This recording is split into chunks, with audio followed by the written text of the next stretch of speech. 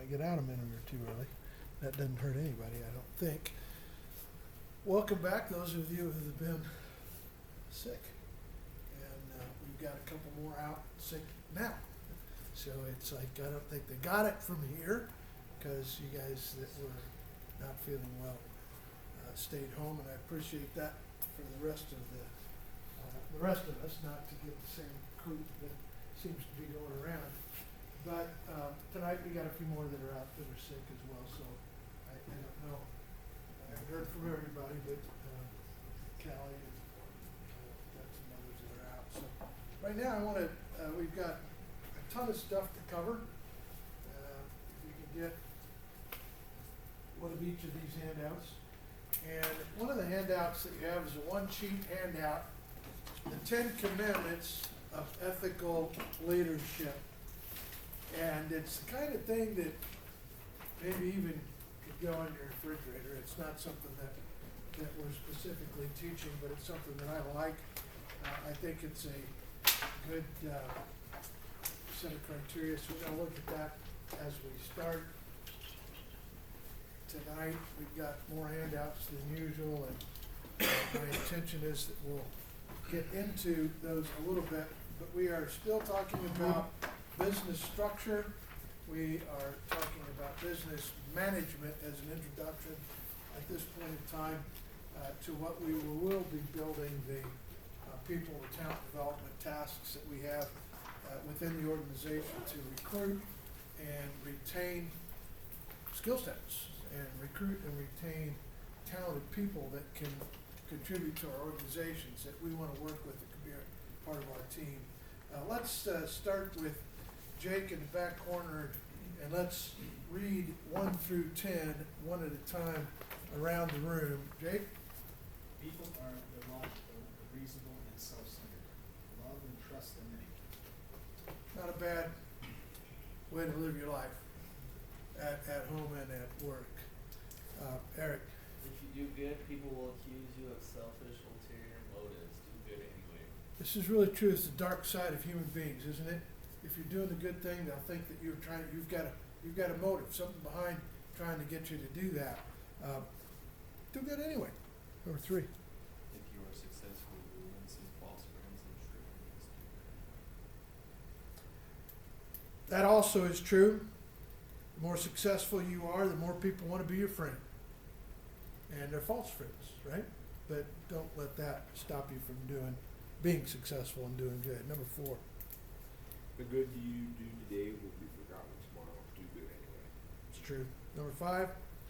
Honesty and frankness will make you vulnerable. Be honest and frank anyways. This one's hard to do. So far, those are all warm fuzzies and we can do that. Yeah, I get that. Yeah, do good anyway. That makes sense. Now all of a sudden this is where I gotta be vulnerable.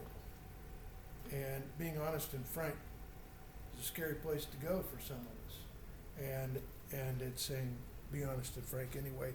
That's ethical thing to do. Number 6. The biggest people with the biggest ideas can be shot down by the smallest people with the smallest ideas. Think big anyway.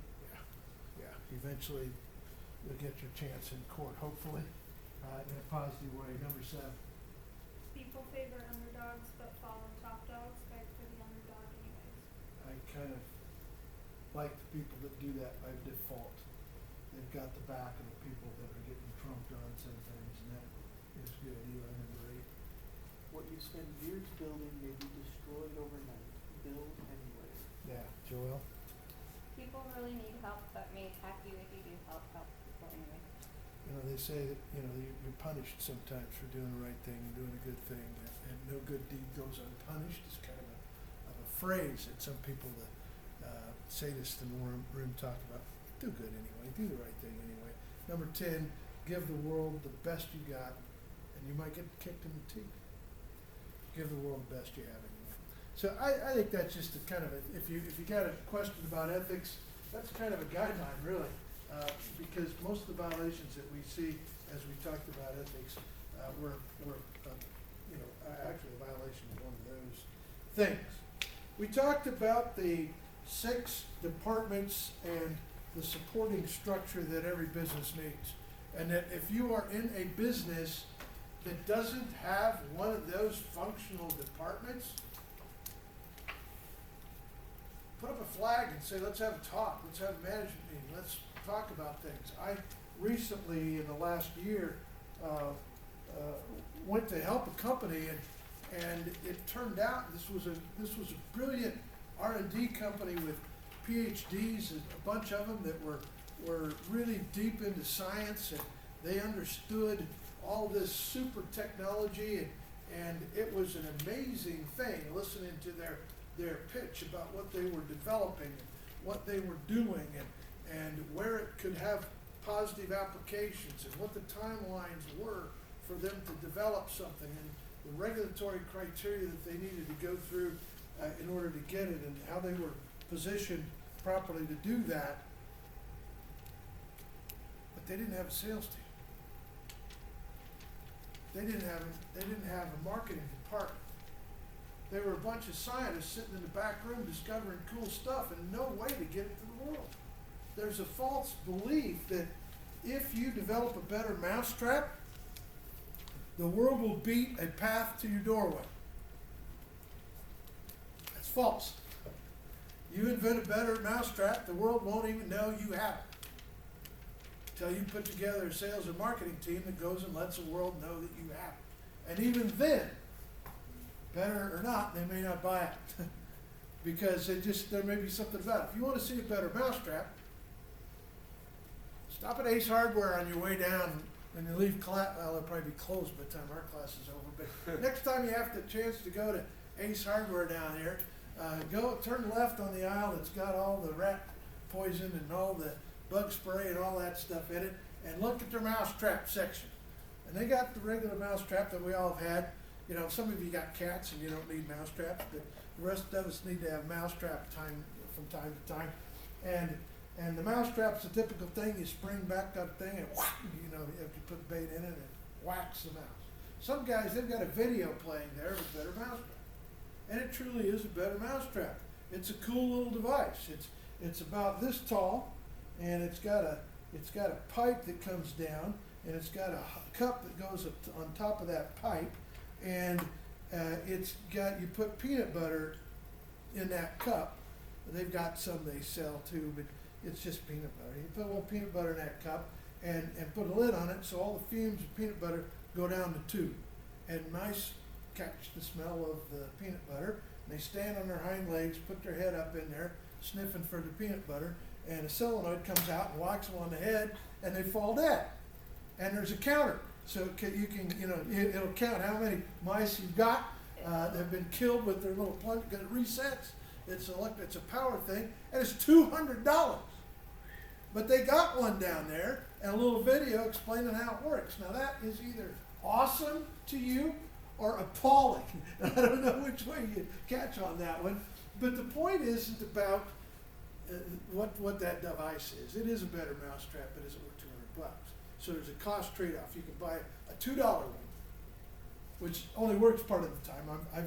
I've had breeds of mice that can steal everything off of there, and they never get caught. I think they got one guy that stands on the thing, and they eat there, and they lets it go. I don't know how they do it, but they work together like on the cartoons, I think. But if you've got a business that's missing the marketing department, you will fail. Now, let me just qualify that for just a second.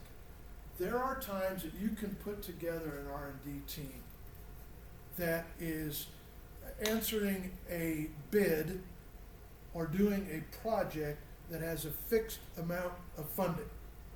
I'm working on one right now. OSHA has a thing. They put bids out all the time for people to develop curriculum for OSHA. Somebody's got to teach how to be safe, because we don't do it naturally.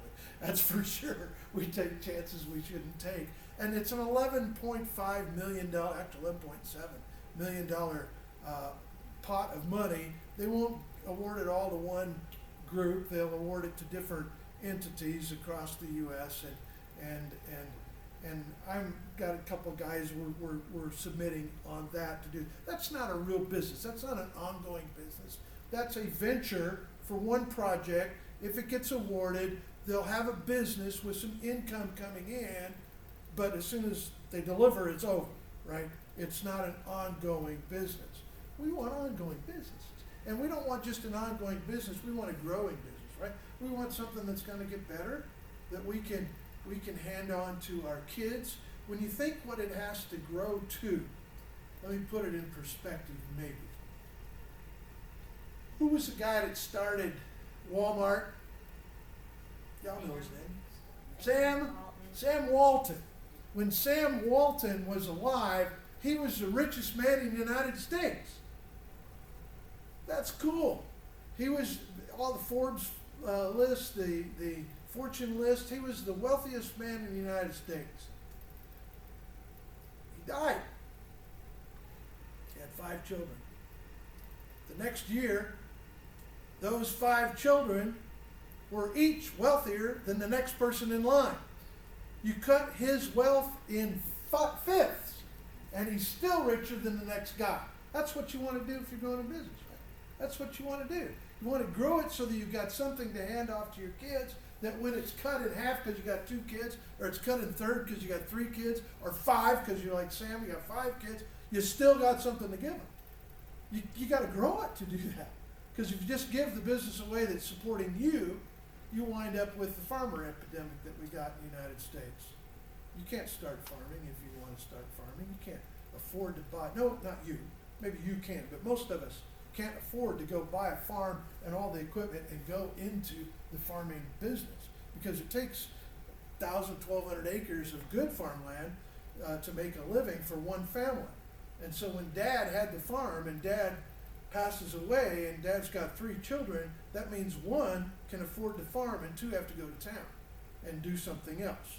Because unless the farm is growing, then there's not enough to give to your children. And if you've got a lifestyle business that you're thinking about and you want part of it to be a legacy that you hand on to your children, it's got to be a growable business. You can't just keep farming the same 40 acres, because that's not going to be enough as the farm sizes grow and multiply. You have to farm more to generate enough for 2 families or for 3 families, or how many kids you got. You know, that's a very, very real problem. You live in that environment. You have lived your life in that environment where your father started a business, and the issue is, how do you make that a business that can be part of the legacy that you want to pass on? Think about the Kennedys as a family, if you want it for a minute. Whether you believed in what they did and how they earned their money or not, that's up to you. You know, moonshine is not a bad business. It's just not legal everywhere. And the Kennedys did nice on it, and so nice that that was a long time ago, right? The father and grandfather of a president of the United States who was assassinated in the 1960s. So we're talking 100 years ago. The wealth that was generated by that Kennedy family.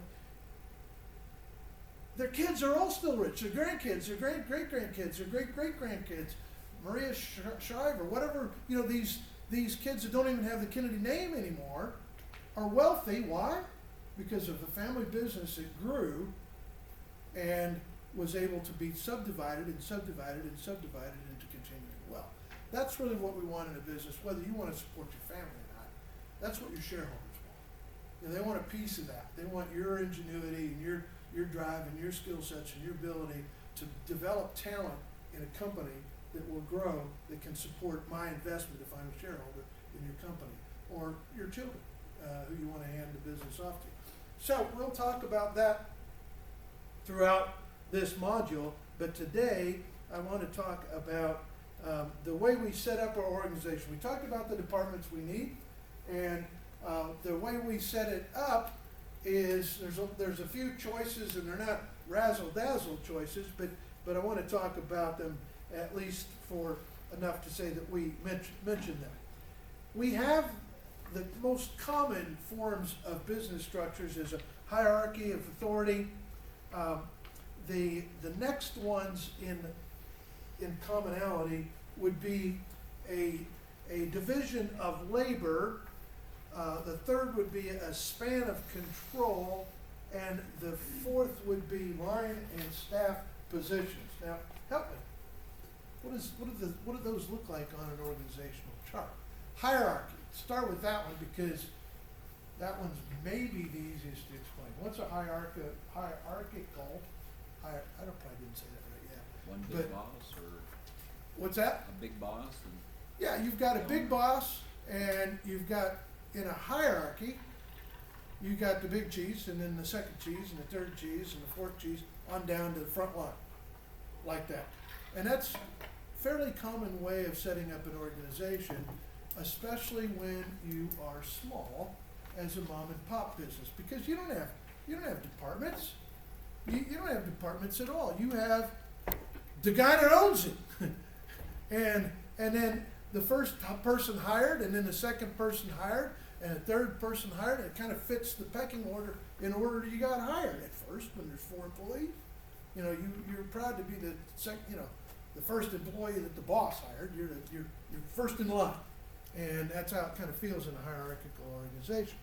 As we grow, we then develop one of the other two options, a division of labor usually by skills or talent. We'll have the craftsman, we'll have the engineering, we'll have the administrative. So we'll have groups of labor based on what they know how to do. Have you heard the term, perhaps you guys can't answer, welders and fitters? What's the difference between a welder and fitter? What's the difference between a welder and a fitter? Fitter will take the printout of what he's supposed to be making, and then he will put it all together, but just tacking in all the, say you have a beam with a bunch of stiffeners, you're just gonna tack in those stiffeners, and then he will put it off to the side, QC will come check it, and then a welder will actually go through it, look at everything that's written on it to say, hey, these are the welds you need, and he will actually weld the piece. Okay. It's just a matter of putting it all together, looking at the print, making sure everything's right, and then the guy who welds it all up. So notice how long it took him to figure out the answer to that one. It just spits it right out. He knows what a weld, because you live with welders and fitters. That's part of your industry. And the rest of us are going, same thing, probably. I don't know. And is there a difference in pay? Usually, yes. And is there a difference in prestige? Usually, yes. And this steel, architectural steel erection industry isn't the only industry that has those divisions. We have shipbuilders, we have lots of other types of industries that would have those two titles, but a division of labor. And in the organizational chart, they may be in different unions. And we don't deal with unions that often here. When we do, it's interesting. Luke could give us an update if Luke was here yet. Maybe we'll ask him if I remember when he walks in. He's been in a company that's been having a union fight right now here in St. George. We don't think of union fights in St. George that often, but Dairy Farmers of America, the company that is one of America's largest dairies, where all the milk comes from. Milk comes in the United States from 2 places, DFA and Walmart. That's it. Those are the 2 primary. Dean Foods was the 3rd one, and Dairy Farmers of America bought them.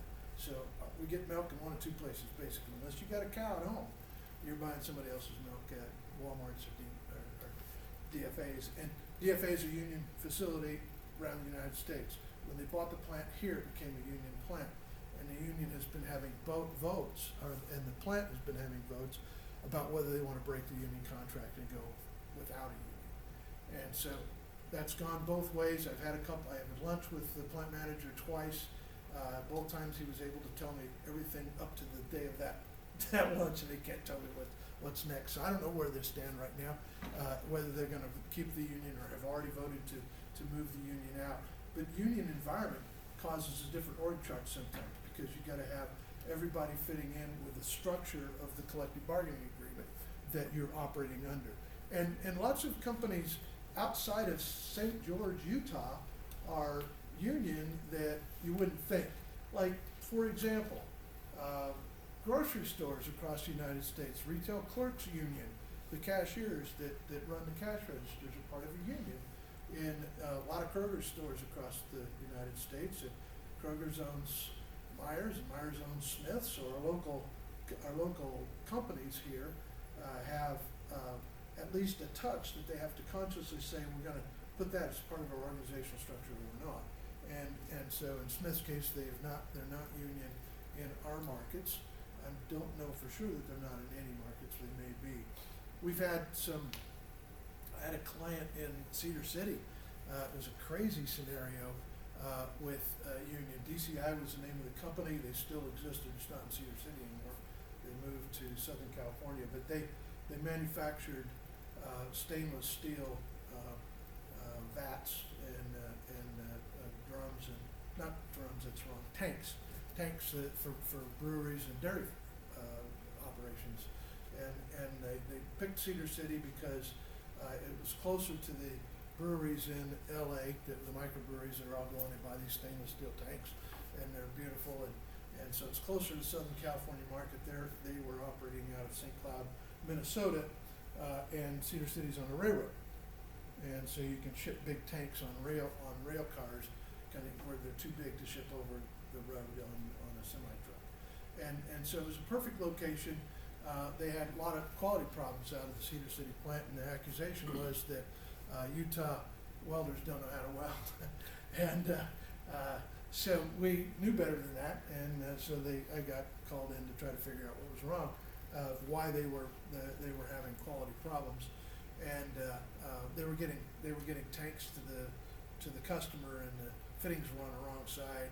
You know, I mean, there were just bad things that were happening on their quality things, and you're going, how could this happen? And it turned out that the engineering department had stayed in St. Cloud, Minnesota, and St. Cloud was a union plant. And the workers in St. Cloud were convinced that DCI put the plant in Cedar City to break the union. So that eventually they were going to close the plant down in Minnesota and move all the operations to southern Utah. The company had no intentions of doing that. The owners are fly fishermen and northern Minnesota outdoorsmen, and you know they weren't going to ever move away from the mosquitoes, and so you know, that wasn't what the company was really facing, but they feared it, and so what happened is the union people in Minnesota convinced the engineering people, many of whom were married. It's a small town, and St. Cloud is a small town in Minnesota, so there were many families and so forth, and so they gave bad drawings to Cedar City, Utah, with wrong drawings. Purposely gave them wrong drawings, so they made the wrong parts and shipped them to the customer, so that this plant would never look good over the plant and say, can you believe that happened? So the company finally said, the first thing they said, well, that's false, that's not what we're trying to do, so here's what I want you to do. Steve gets a contract to go into a plant in Cedar City and make them unionize the plant. Don't do that. That I'll just say that was a difficult ride for a few minutes. The Cedar City fathers did not want to plant a union, especially a steelworking union in Cedar City. They did it anyway. They pulled it off. They got it done, and it wasn't long after that they finally decided we're swimming uphill too hard politically against the fathers of a Utah town, and they ultimately decided to move the plant into California, where they faced a whole different group of problems. But one of them wasn't unionized. So the union may have a big dictating factor on our org chart. And if you haven't heard that, you'll remember this story someday when you're working with a group that's got a plant somewhere else and somewhere else. Viracon here in town also plants in union plants in Minnesota, union plant in Georgia that went non-union, and the plant here in St. George was half and half. Some of the employees were union and some were not union at Viracon when they were operating here. So if you haven't heard this conversation before, and by the way, in that case, they were on two totally different org charts. The union people had to report to union stewards. They couldn't report to normal supervisors, and they had to report to so the org chart was different for the union side than for the non-union side. Not unusual. So you're expecting it now. You've heard the conversation. Hopefully you don't have to deal with it firsthand. I personally should probably just state this up front, and I'll discuss it with the union member if it ever is needed and appropriate. Most of the unions that I see and that I've had to work with most of them have outlived their purpose. There was a time in America where the factory owners chewed up human lives and split them out. And there was a huge need for the union to buck up and provide some massive resistance to abusing human beings. And we did that. I was at a steel mill one time in the Chicago off of Lake Michigan, and I'm up at the top of a coke plant, and a coke. It's not like like cocaine plant. This is like, they make coke. That's how you make steel, right? It's where you make charcoal out of coal, and then it burns hotter, so you can get a ladle to a higher temperature and make steel. That's one of the differentiators between iron and steel. And so all steel mills have a coke plant, or they buy coke from someone else. And this coke plant is a giant set of ovens, and by giant I mean would be taller than any building in St. George. Probably like a 30-story hotel in height, and then the railroad tracks go up onto the top of this building and run across, and the coal trains dump coal into the oven from the belly dumps on the rail cars as they go across the top of the oven. And so you have to go up there for maintenance and switch things and do stuff. You have to be on top of this coke plant. And over the years, that was where the most people died in that steel mill. The coke plant burns all the oxygen out of the air. When the trains go by, when the rails go by, there's a little alcove. If you're as fat as I am, you're sticking out. The train's going to clip you off. It's like there's nowhere to hide up there, and so guys got knocked off all the time and knocked down into the steel, into the furnace, into the just horrific environment. And the way we handled it was sent more people up there. Somebody, well, we got an opening, and the opening's because somebody died. And that's just not okay. And so unions stepped in and said, hey, you've got to make these more workable, livable, survivable circumstances. And we have remnants of that we're fighting all the time. U.S. MagCorp is a company you've seen when you drove west past the airport out of Salt Lake City towards Wendover or Bonneville or whatever you were doing out there on West I-80. As you pass Tooele and the Great Salt Lake on the right, the last plant out there is U.S. MagCorp, and that's the only plant where they make magnesium in the United States. It's our sole source of magnesium, and we use magnesium everywhere. All of our steel is, it's an enhancement in metals and tools, all that. So all that comes from U.S. MagCorp if it's a U.S. based product. And U.S. MagCorp is a terrible place for people to work. They've got vats that are reactor vats where they're making salt out of the Salt Lake water, and they're pulling the ions and pulling the trace metals out of it. Magnesium is one of them, and so we're going through sets of processes with acids and salts and refining magnesium, and they pull it out in a reactor, which is basically a DC reactor. And up on top of that, it's a very high temperature, and the workers have to be up there constantly scraping off a slag that forms on the top of these reactors. And they wear boots. They're company-issued steel-toed boots, and the company is currently issuing a new set of boots every other day to the workers that work up there. It's destroying their boots that fast. And that's not a good place to work, right? That's somewhere where you need some human protection, and their way of handling it. How would you hire for a job like that? What are our choices? What do we do? How do we do that? High pay. That's all we got. Yeah. The only thing that comes to mind is stupid high pay. But is that a good long-term solution? The answer is, it doesn't take a huge amount of technology to replace those people up at the top of that reactor, with robots that don't have to breathe, and that may be costly to replace because there's a terrible environment of gases and stuff up there to breathe, and it's caustic, and it's terrible. I talked some safety stories up there from my personal travels up there. I got caught up there without a way out one time, and that's a side story, but I was with a guy, the alarms go off, there's not a breathable atmosphere, and he drops, and I don't know the way out, it's not my plan. And so I've got a guy that's lost consciousness, the sirens are going, we're 13 floors up, and I don't know how to get out.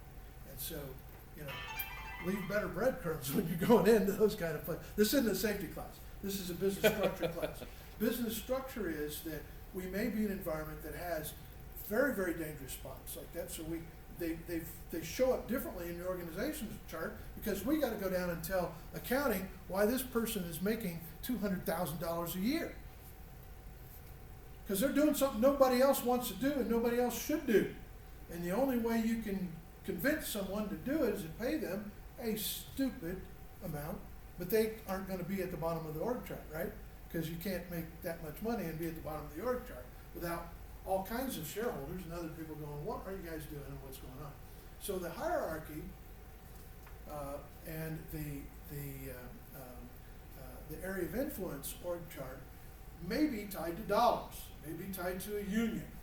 The next one we talked about is a span of control. Now, a span of control is similar, but it may be that we have control defined by skill sets or technology sets.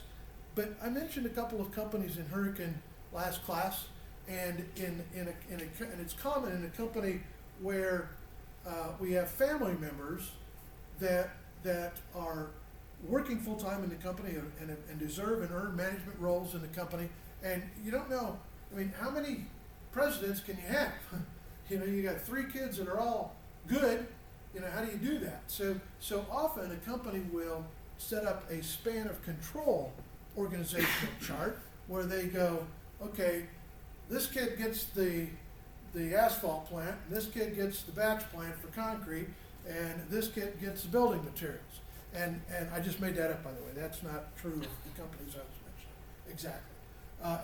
But span of control is an area where we operate that the person on the org chart has responsibility for that area. It may be geographic, it may be a business unit, it may be a customer base.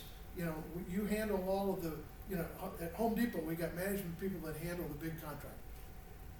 You know, and that's a structure within the org chart of a Home Depot store, is they don't want, you know, the part-time worker that's working till 9 o'clock at night to be the interface with the main buyer for Salisbury Homes in this market, because Salisbury represents a potential of a lot of business if Home Depot could get it. Right now they don't have that, so it's an account that they strategically would be looking at with a span of control type of area in the org chart, if that makes sense, to have it structured that way. And so there was a concrete company in Mesquite. Can't remember the name of it right now. Probably Mesquite Concrete. I don't remember what the name of it was. Some years ago, I was working with both Sunrock and Western Rock under different projects, but they compete in the concrete business in this market, as you know. I actually was working with Clyde in Orem. Clyde Company is the parent company of Sunrock. But we were trying to develop, both companies were trying to develop the concrete businesses in Mesquite. And, you know, Mesquite, it's not a huge market, but there's houses being built, driveways being poured, there's concrete being used in Mesquite, and they wanted a piece of it. Both of them wanted a piece of it. But there was a company in Mesquite that was selling concrete for $80 a yard. And I don't know if you know concrete prices, but it's never been $80 a yard as long as I can remember. It's never been that. It was about $100 a yard at the time we were having this conversation. And the charge was, go see how they're doing it, because we can't seem to compete with them at all. No matter what we do, we just can't get the business because we can't compete with their price. And how can concrete really be cheaper in Mesquite than it is in St. Joe? It's got, I mean, cement and gravel, right? Sand and water. I mean, and water's expensive in Mesquite. I know it's expensive here too. How can concrete be so much cheaper in Mesquite? So I go down and poke around, and my poking around took me to a company in LA, which owned this company in Mesquite, and it was a dad with 2 sons. And in the father's words, I talked to him. One of his sons was an idiot. But he couldn't, and if he stayed in the family business, he kept messing it up.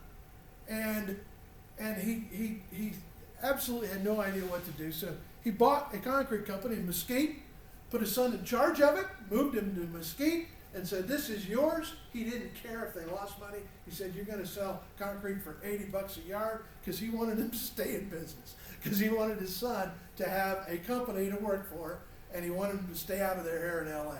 That's a true story. And you go, how do you compete against that one? But that's a span of control organizational chart, right? Was the son too dumb to figure out that he was dumb enough that his dad did that? Not to notice? The kid had an awesome lifestyle. Oh, good. And if you're looking for an awesome lifestyle, he had it made. Daddy's paying for everything. He's got a title on his business card. He has a fast sports car. He lives on a golf course in a nice retirement area of the United States, and he was happy. Life was good for him. You know, he had a casino he could gamble at. I mean, it was perfect for. And if he figured it out, it had to. He didn't care. He had to, but he didn't care. And because if you look at, and I'm not recommending that. I'm just saying that was I don't true. think I would either. Yeah. You know, sweet. Yeah. He's lucky he wasn't my son. That's what I think I have to say. But that is a span of control, org chart. And when you see them, there's always a reason behind why the span of control is set the way it is. Technical expertise is the right way. If you've got a team of people that are all really good in physics, and you got a physics problem that your team is solving, that would be a good area. Or patents, or engineering, or product development. You know, those are good areas for span of control in the org chart. All right. That takes us through that part. We have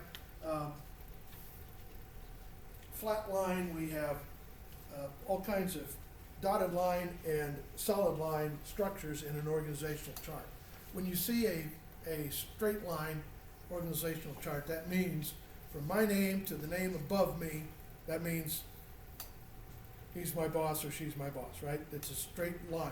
What does a dotted line mean in an org chart?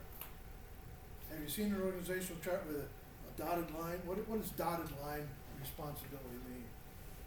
Would that be situational? Could be, it means situational. Sometimes you report to Mm-hmm. this other part, or this other person has half a leash on you. You know, you submit to them for regulatory compliance or for OSHA or something like that. It could be a dotted line like that.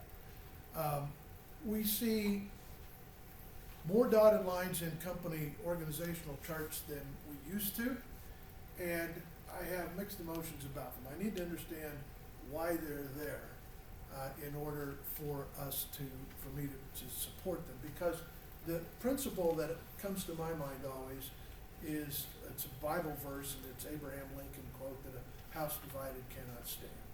And when I put somebody in a spot where they've divided, that they have to report to two people, whether it's solid line or dotted line or two dotted lines, whatever that is, it's going to be a very difficult job for them to win.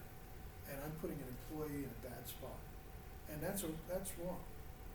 We really don't want to do that. We want it to be very easy and clear for an employee to be successful. And putting them in a dotted line structure, all that does is say, I don't have the wisdom to figure out which one you ought to obey. So I'm going to let you figure it out, and then that's a got me. It's a gotcha. You're going to figure it out wrong, and I'm going to punish you for it. And that's broken all the way around. That's broken all the way around. Now, if we have a reason why we need structural separation on an organizational chart, that's a different story, and I wouldn't fix it with a dotted line. Give you an example of one that I commonly use a lot, and you might run into this circumstance where it would be beneficial to you as well.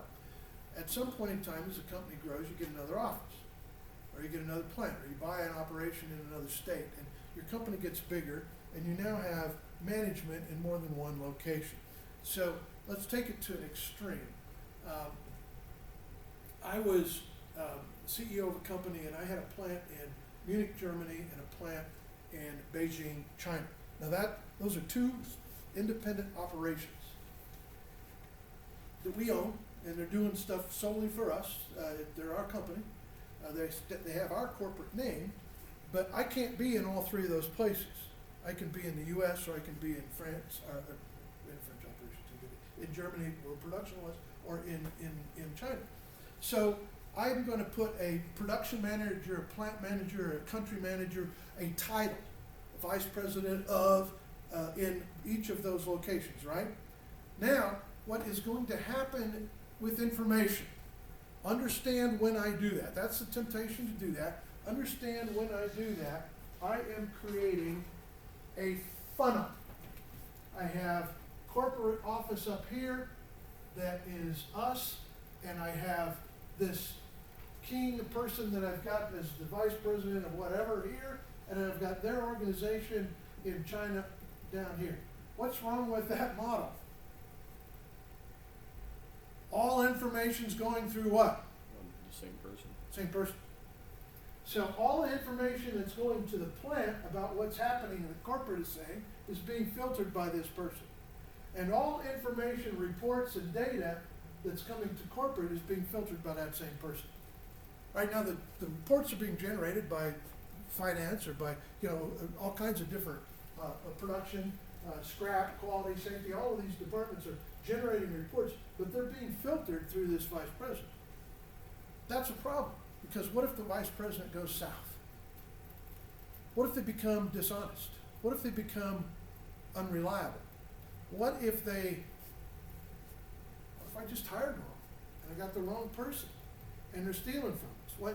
There's all kinds of things. They are 5,000 miles away from their boss and 17 time zones away from their boss. What a great life. Boss doesn't know if they're in the office or not. Boss doesn't know how they are leading. There is a big gap of information here about what is going on there. So a way to not fix it necessarily, but a way that I typically will set it up is I set up two. I usually set accounting or finance up as a separate report that does not report to this person. This person reports to me, and there's a part of this organization that reports to them, and this person reports to me, and a part reports. So anything that comes through that's false, they have to be in cahoots with each other to cover their lies. So if I'm getting numbers that say one thing from one person and a different thing from the other person, somebody's spinning stuff. They aren't necessarily stealing, but they're spinning stuff. And so we got a chance to know. So by having two direct chain of command reporting structures within that organization, these two people need to be nice to each other, or one of them will rat the other one out to me. Right now, I don't want people to rat people out. I don't like that. But I like the fact that if I'm not hearing the same story from two people, I need to go there and see what's going on. And so that's a good way, whether it's a Subway shop in Cedar City, and I got one here and I got one in Mesquite. It'd be nice to have some other way of collecting information. And when it's close like that, I can go see them all, and I'm not going to get bad filtered information. But one's in Salt Lake and one's here, it's a little farther, a little harder. One's in LA and one's here, it's even further, and one's in New York and here, it's even further. It gets harder and harder. Out of country, it's a whole different game. You really need information sources on your org. So your org chart looks different. You've got the CEO up here, and then directly under the CEO, you've got two that are for China, and you've got two, in our case, it was for Europe, and so the org chart looks weird because of that. But there's a reason behind it. And so in many organizations, we'll run into something unique like that. And we'll want to reflect it in the organizational chart as the company grows. All right. One of the things that we talk about here is the company's vision and mission statements. I want to talk about those a little bit. And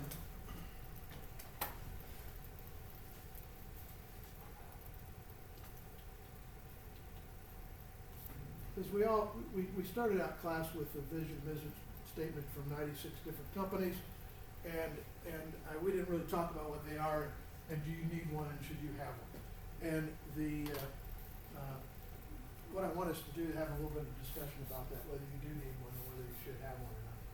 What is a vision statement in your point of view? It's an idea of what you want the company to be. It's a dream, right? It's the idea of what you want the company to be. It's your vision, and is it what the company is? It's where they want to go. It's where they want to go. And so that's a little bit of a important distinction there. The vision is this dream out here. And that's a vision statement often, and it could be pretty short. In fact, the ones that aren't short I don't like. I like the ones that are short. So there was a company here in town that was owned by John Clemens. I don't know if any of you remember John Clemens. John has lived in St. George for many years. Still living, but he doesn't live here. John owned, at one time when I was talking, he owned 16 businesses in St. George. He was one of the founders of InfoWest, which is where our paths originally crossed. LearnKey was a company that was in St. George. They still have an office in the old theater building on Main Street by the jeweler there. But they're off. The corporation is in Florida, and they bought the old meat packing plant on Sunset and Dixie Downs. If any of you go back long enough to remember when there was a meat packing plant there, it's now a Walgreens store, and they sold LearnKey property there for Walgreens to build that store there. But the building that was there before was LearnKey's building, and LearnKey, their business started. John worked for BYU in their video production department, and WordPerfect was in Provo, and some of you don't know what WordPerfect even is. Microsoft Word blew them out of the water. They owned the word processing business prior to Microsoft killing them with Word, and then that other company, Apple, came at them as well. But WordPerfect was selling their software, and you didn't know for sure quite how to operate, because WordPerfect had a graphical user interfaces weren't what they are today. Windows was like Windows 3.1 or something. It was a long time ago. And you needed keystroke combinations to do the tricks that WordPerfect was capable of doing. And we still have key combinations in our word processors, right? You know, Control I gives you italic letters. You know, we've learned those, but when back in the day, there were a lot of them and everybody didn't know them. And so you could read the manual and get them all. And John was talking to them one day and he said, hey, how about if we make a video and all those shortcuts, and we put a coupon in every software package that you sell. Somebody can buy the video for cheap and give you a cut on the video, and everybody will be happy. And they said, sure, that's fine. And so they made a video, they put it in every WordPerfect software, and they exploded. The corporation got very big as WordPerfect got very big, and LearnKey came down here and they started doing training for all kinds of software applications and all kinds of things. And they still do as a company, still are training using video or other types of automated training systems now. But we were talking to them about their vision. And John goes, I don't really have a vision, I just got lucky. And he did. He just got lucky. They made a movie and they put it in, and everybody wanted one, and they bought it. And so he goes, I didn't really have a vision to get there, but we need a vision now. And they start talking about a vision, and everybody in the company started having conversations about what is it that we want to do. And their vision statement evolved. They finally decided, instead of a full page, their vision was going to be train the planet. You know, that's a perfect vision statement for that company. That says tons in 3 words. If I owned a company that we were trying to come up with a vision statement, that's exactly the kind I'd want to come up with. You know, what does the college come up with? It's a half a page. What does Zion Bank come up with, some gibberish that I don't believe, and I want to believe it, but I can't, because they don't do it for me, you know? And a vision should be this dream, like, will they ever get the planet trained? Probably not. Microsoft's vision for 10 years, and they've dropped it with the last CEO change that they have. But you know, I've watched their, I'm a little stock in Microsoft, and I watched their communications to shareholders, and their vision statement for 10 years was a computer in every house and on every desk. Period. That was their vision statement. Now think about that for a minute, because I had nothing to do with that one. I just read it on their annual report. And I looked at it and I go, wow, that's awesome, because you know what? They don't make computers. Their vision is a computer on every desk and in every office. But they don't make computers. What do they make? Lots and lots of software. They make the stuff that goes in the computer. So if I get a computer, there's a chance that I might go Linux and not involve Microsoft, but not probably. I'm probably going to buy some Microsoft software on there, right? So that mission statement to them, and you go in St. George, pretty much, don't we have a computer in every house and on every desk? Pretty much, we're there. My brother lives in the country, they only have electricity 3 or 4 hours a day, maybe. That's Haiti, it's not a country that far away, by the way, it's 90 miles from Miami. It's not that far, but it's a world away, and we have a lot of the rest of the world just like that, right? So the world is a long way from that still.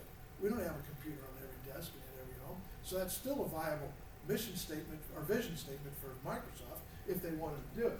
But that's what we want to come up with for our company, is a vision that the owners of the company can buy into and explain to me so I can get on board to it. What is it? And then the mission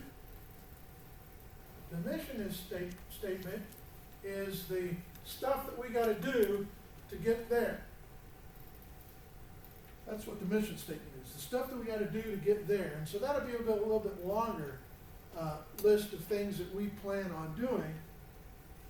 And what's important for this is that the goals of the company and the goals of my team, my department, my shift, my little part of the world in the company, my goals, the things that I need to achieve, should line up to that mission statement, right?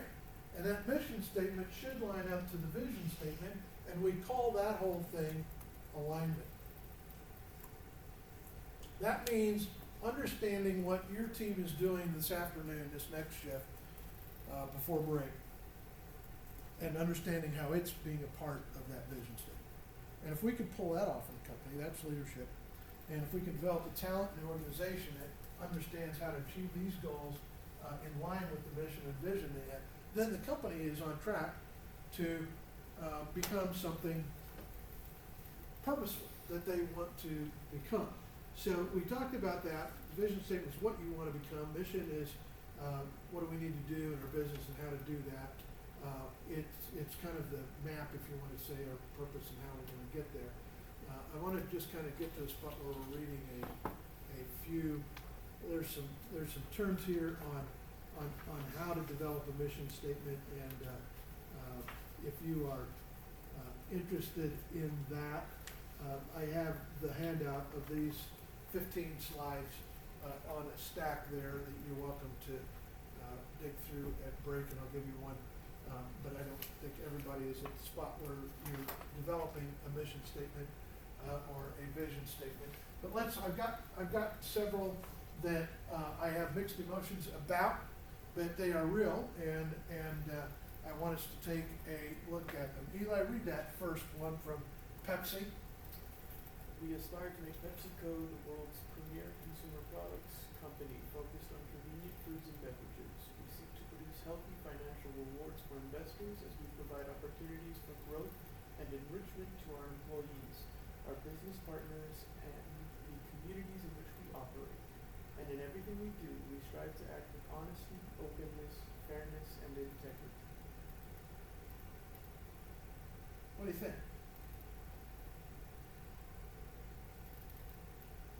not a trick question, it's just, it's not a right or wrong answer. You say, okay, I like parts of it, it's too wordy. Disregard the numbers in parentheses because I was referring to some other things when I put that slide together that we're not gonna talk about in this class. But, is it crystal clear what you need to do if you work for Pepsi? Do you want something like that? It seems like a lot to try to funnel To me, into a it statement. feels like a lot too. And when you look at why they wrote it, ultimately, by the way, they lost the company. I mean, Pepsi was sold to another group, and part of it is for their investors, which they're writing part of it not for their customers, and not for the people that are drinking Pepsi. I think that the mission in my mind needs to be something like, we're here to blow Coke out of the water. And figure out how to do that. I mean, I think that if I had everybody can understand that, everybody can understand that. That is a real mission statement, it's not a bad one, there are way worse. But let me give you another example of another favorite company. Larry, read that one for us. Dell's mission is to be the most successful computer company in the world at delivering the best customer experience in markets we serve. In doing so, Dell will meet customer expectations of the highest quality, leading technology, competitive pricing, individual and company accountability, best-in-class service and support, flexible customization capabilities, superior corporate citizenship, financial stability. So if I ask for a show of hands, who's heard of Dell? We've all heard of Dell. You've all heard Michael Dell spout off about a few things here or there. If I were to ask how many of us have a computer at home, we all would raise our hands. If I ask how many of us have a Dell computer at home, a couple of us? I have one. I don't know where it is right now, but I do have one. I know I didn't throw it away. But the first part of their mission, to be the most successful computer company in the world.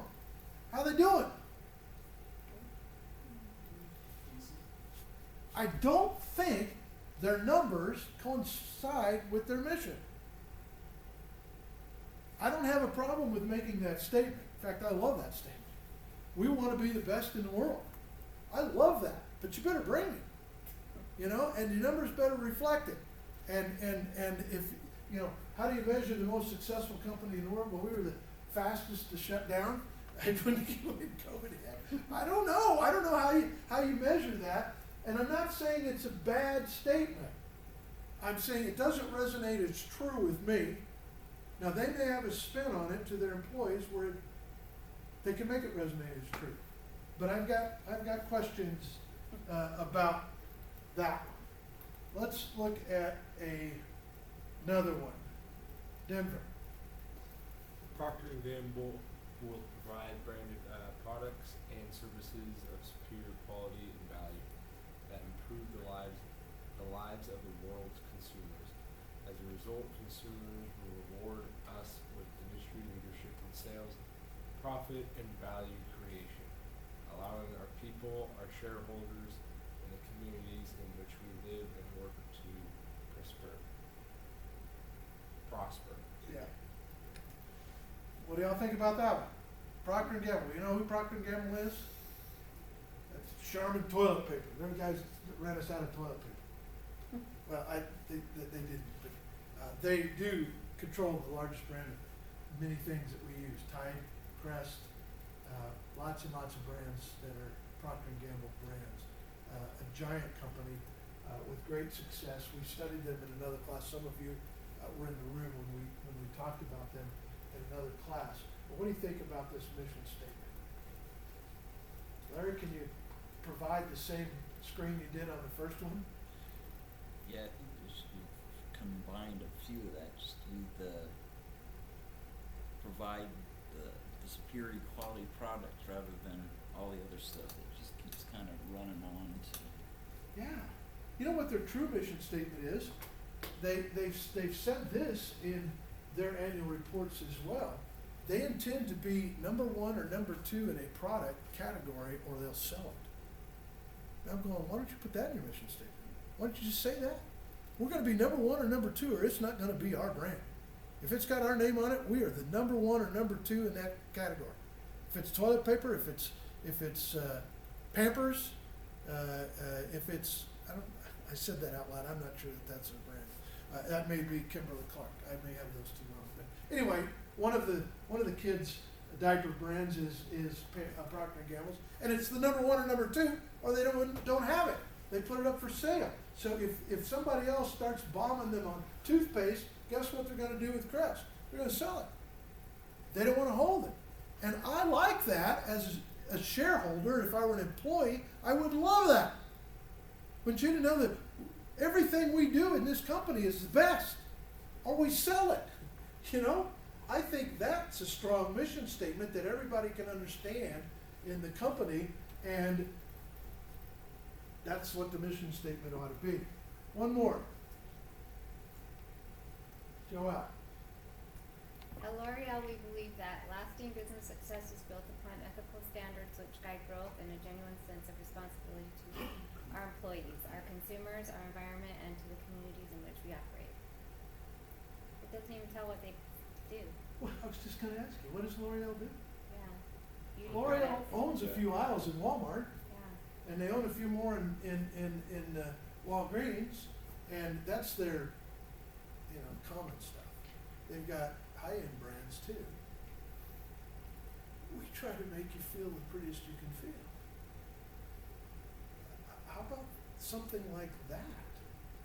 And we want to do it, we don't want to hurt the rabbits and, whatever ethical thing that they do for testing of their cosmetics, that maybe needs to be reflected in their mission because they want to do it humanely, or they want you to believe they do it humanely, or something like that. I don't know exactly how that goes.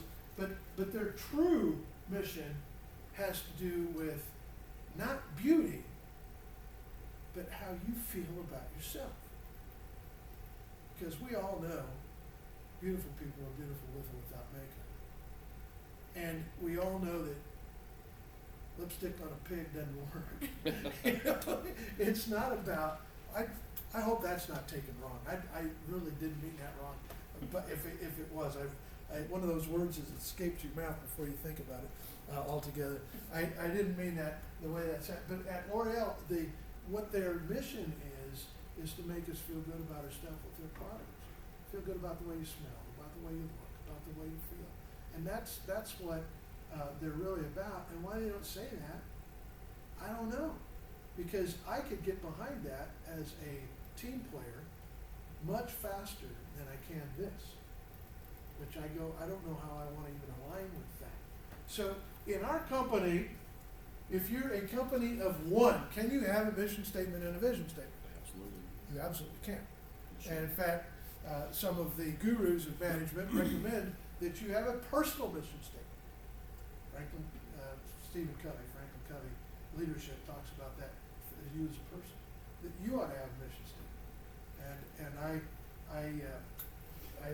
see the benefit of that. I don't have one. If anybody wants to know, I've not done that. And I have a reason why I haven't done it that I would explain privately to anybody that wanted to know. We've got a video that I want us to watch. I think we're going to talk for 10 minutes before we watch the video. Another piece we're going to talk about is we're going to introduce the concept of money. We're going to have to talk about forecasting and budgeting, and that fits strongly in HR, fits strongly in manufacturing management, and it's a strong component of all businesses. And so we're going to talk about that a little bit. And I'm going to introduce the concept of business finance today. We're going to watch a video that talks a little bit about it. And this is the kind of conversation that unless you are Joelle and love this stuff, the rest of us get cross-eyed. And so I don't want us to get cross-eyed on talking about money. But I do want to talk about a few things. There are three kinds of financial statements that a company produces that we need to know about from the management perspective, and that tell us a lot about the corporation. They don't tell us everything because you can lie. I had a kid brother that always lied about how much money was in his wallet. And it was always overstated or understated, but it was never the truth. and he learned that I learned that about him, so eventually he started telling the truth, which didn't matter because we were just two kids. But in a company, it matters. And some companies overstate what's real, and some companies understate what's real, and some owners of companies go to prison and go to jail for that overstatement or understatement. It is not a matter of super importance if you own the company and the only people you're lying to is your family. And then, you know, that's a family matter. You gotta work that out. But you're not gonna go to prison for lying to your family. You will go to prison for lying to the IRS. And the IRS will look at your financial statements, and they need to be reported properly. There is a system of rules in the United States for some companies. It's called GAAP. GAAP, Generally Accepted Accounting Practices, which is an understatement. It's the rule. It's the law for SEC public companies. They must be GAAP compliant. Private companies, it's a choice. It depends on where you're raising your money from, whether you have to go by GAAP rules. And there's some debate about that. You know, if you use QuickBooks, a lot of small companies do use QuickBooks. A lot of QuickBooks inventory management systems are not GAAP compliant. And so therefore, as your company gets bigger and you've got investors that need you to be GAAP compliant in your financial statements, what that means is that they can trust your numbers. They can look at numbers and they know you've met a certain set of criteria in reporting your numbers. And when we say reporting your numbers, there's two major ways we can report our numbers. And it's called a basis. And we can report our numbers on a cash basis, or we can report our numbers on an accrual basis. All businesses have to make that choice at some point in time. A one person company or a multi-billion-dollar corporation, they have to make that choice of which accounting basis are they using, cash or accrual. The two are not the same. A cash basis means that I report on exactly how much money is in my wallet. And if I walk out at break time and I sell something, I now have come back from break, I have more money in my wallet. If I go out on break and I sell something but I don't get paid for it yet, I can't report that sale because I'm on a cash basis. I only report that sale when I get paid for it. On an accrual basis, we accrue commitments to buy. So if somebody tells me that they're going to sell me their house and we sign a deal and we have an agreement to buy the house, that's a sale. And a real estate broker will report that as a sale, but it hasn't happened yet. It's just a promise to sell. And so a brokerage firm that's working on an accrual basis can report that as a sale and they hope it closes. If it doesn't, if it falls apart before closing, which real estate transactions often do, they have to reverse the sale. It's not a sale anymore because they accrued it as if it was, but it didn't actually happen, so now they have to reverse it back out. What am I missing about accrual versus cash from your point of view?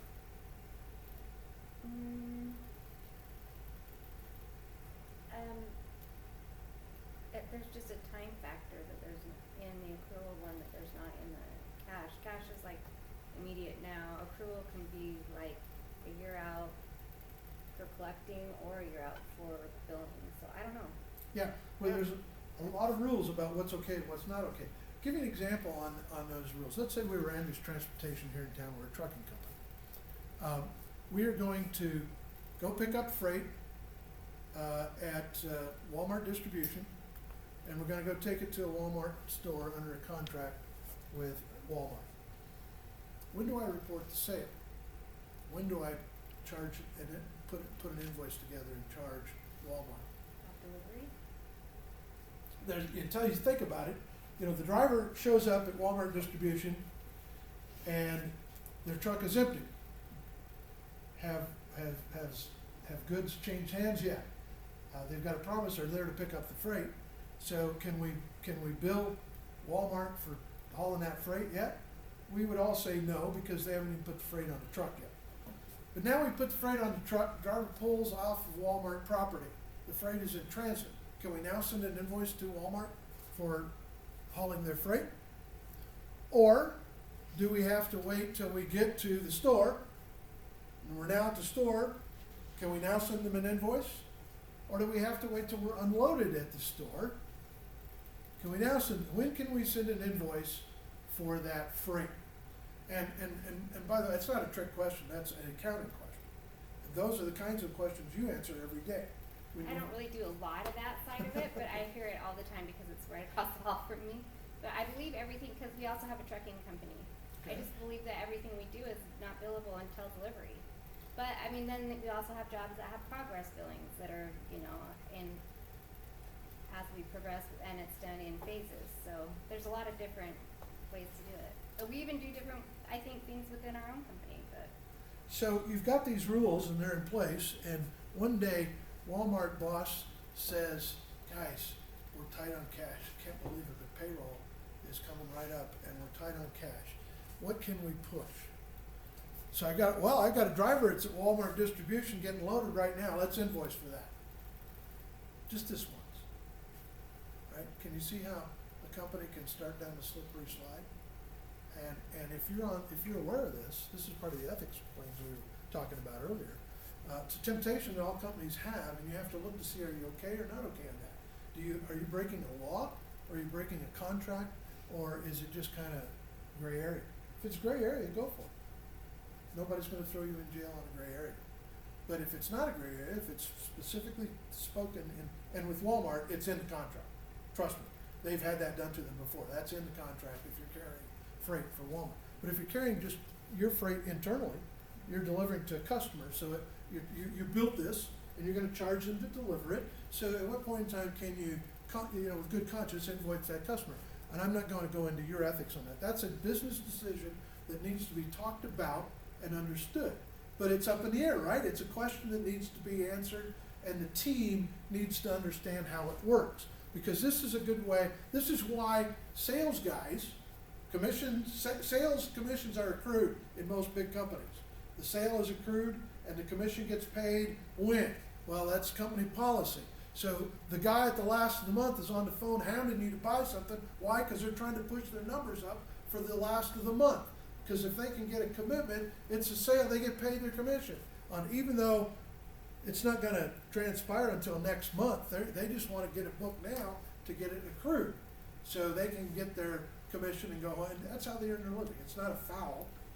It's just, it can be a foul because companies will push that to next month, or they'll take things early that aren't really legal until next month. And so this is a gray area, this is a legal area that companies push things around. We need to know what the rules are for the type of business we're in and the kind of transactions we're doing. Regardless of what those are, let's go back and talk about the three types of financial statements. We have an income statement, we have a balance sheet, and we have a statement of cash flow. So we have an income statement,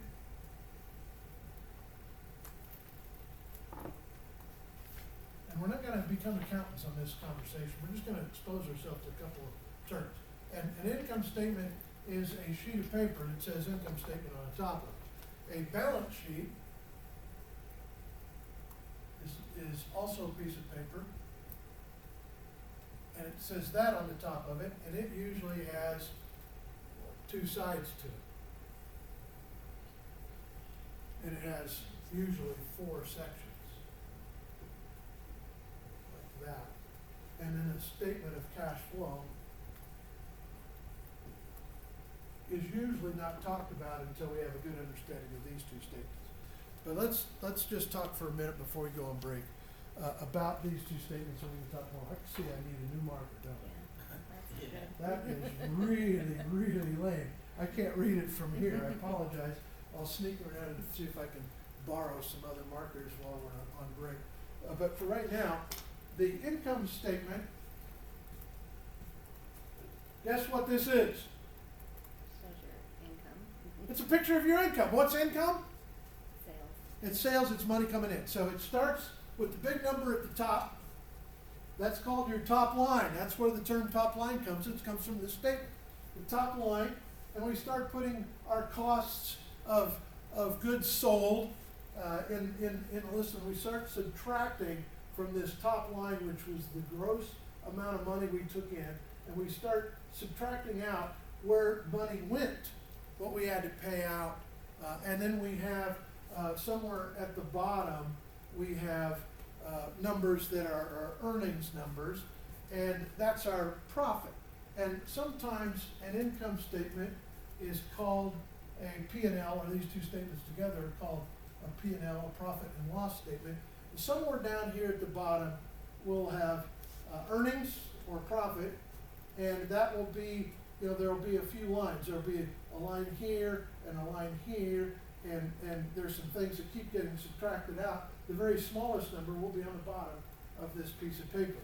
And we'll be subtracting out EBITDA is one term that's used, and this is earnings before taxes, depreciation, amortization. These are all games that the accountants play with our numbers. If we buy a factory building, how good is that factory building? How long is it effective for?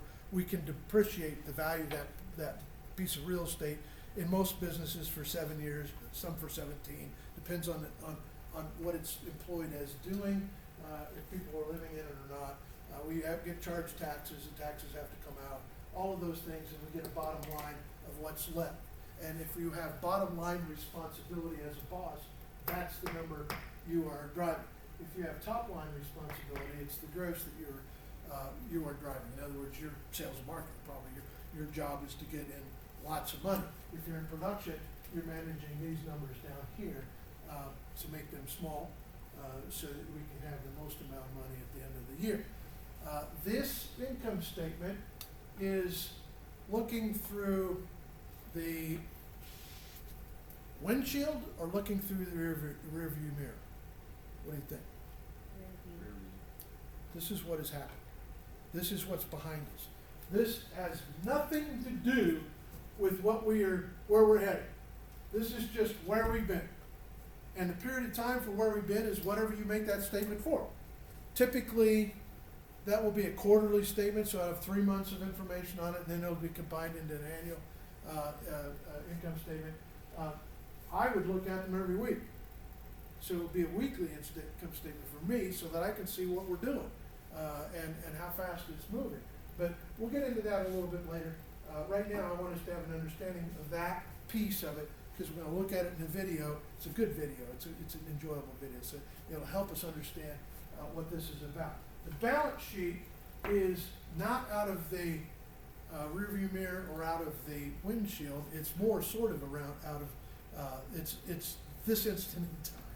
It's a snapshot right now of what the company is doing, what it has in terms of assets and liabilities, and that's predominantly what it's giving us. How much money does the company have? How many things does the company own? And what does the company owe to who? And you know, those things need to balance, and they make them balance by owner's equity. Just like equity in your house and home, that's a number. And the number changes based on the price of real estate and sales in your neighborhood. And that snapshot today may not be the snapshot that it was a month ago, and you didn't do anything in your house. You still live in the house. But Zillow's got a different number on it. And that's an equity number based on, what you don't owe the bank is your equity in that house. And that number is also reported. What is the equity that the company has? That shows up on the balance sheet. So if the company's in trouble, not very liquid, it'll show up on the balance sheet. We'll be able to see on a snapshot. But this is also where you can lie about stuff. If I know, for example, that I've got to pay a quarterly tax payment, I've got to pay a huge vendor payment, I've got to pay insurances because it's towards the end of the quarter, and I've got a bunch of stuff I have to pay today.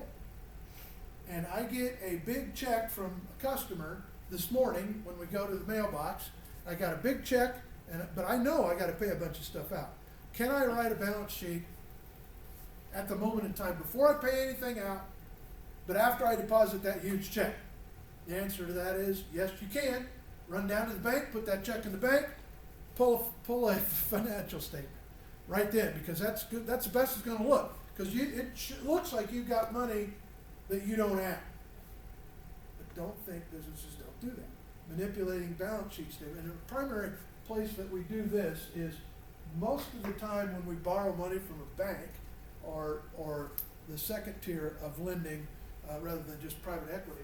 Most of the time when we borrow money, our bank is going to give us something they call covenants, banking covenants. And those are covenants that you have to live by while you're using their money, even though you're using other money too. But their money that they loaned you, they're going to require that you meet certain covenants. And one of those covenants, it often has to do with how much inventory you're holding. And why the banks always write those loans in such a way that if you go under, they can snap in and sell your assets and hopefully be clean on the loan that they gave you. It's collateral against their loan. So your inventory is the most saleable thing that they have, next to your real estate usually. And so they'll have a covenant in there that requires a ratio of how much your value of your inventory is, which is a non-lien number. Lien says we want no inventory, right? We want to move inventory to zero. The banking covenant says you've got to have a bunch of inventory, because that's the collateral we're going to get if you try to hose us, you know. And so that's a conflicting thing from lien concepts to accounting concepts for a bank. But that's something that comes off the balance sheet. What we're going to do when we come back from break is going to watch a video clip that was put together by John Cleese. Some of you remember him from Monty Python, and if you like Monty Python, it's the same British humor we'll see in this balance sheet statement video that will explain things in a little bit better condition for us. Again, this is not a finance class. We're not teaching corporate finance, but we have to have some understanding of money and where money goes from and where money comes from in order to participate in a business. That's something that we all have to do. So we're going to get that when we come back from break. Take a break right now. I'm going to go on a hunt for magic markers, and we'll see you back in 10 minutes.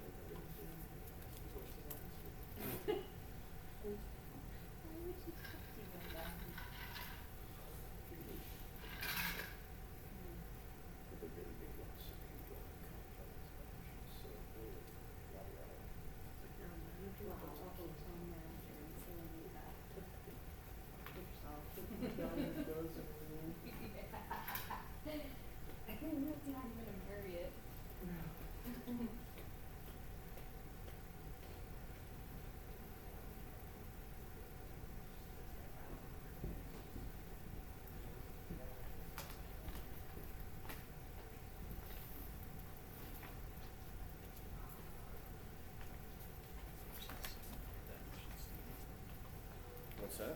Instead of for that mission statement again. Did you save it? Yeah, that's just a quick thing, you know what I mean?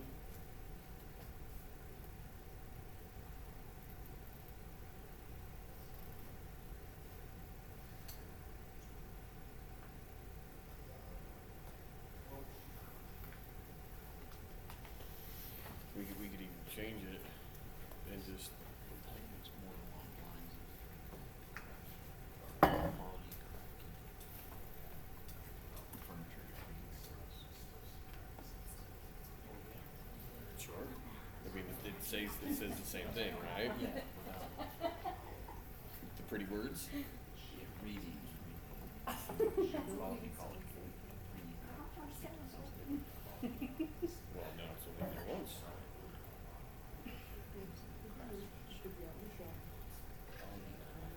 But that's like saying the same thing 3 times, different words, you know what I mean? Sure. But that talks about high quality stuff, if you're not gonna, if it's not high quality, you're not gonna pass it down, it's not gonna make it to the heirloom status, you know what I mean? I going to have Wow. to purpose. It's basically what Because with the right care, the product that we offer will last a lifetime. Yeah, you gotta put that away. He won't care. They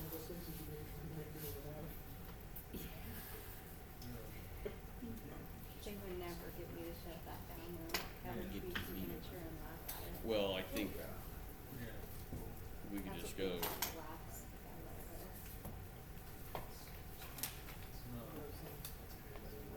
but, you know what I mean, we'd have to, Because he's too dumb to have a sense of humor. doesn't feel like enough.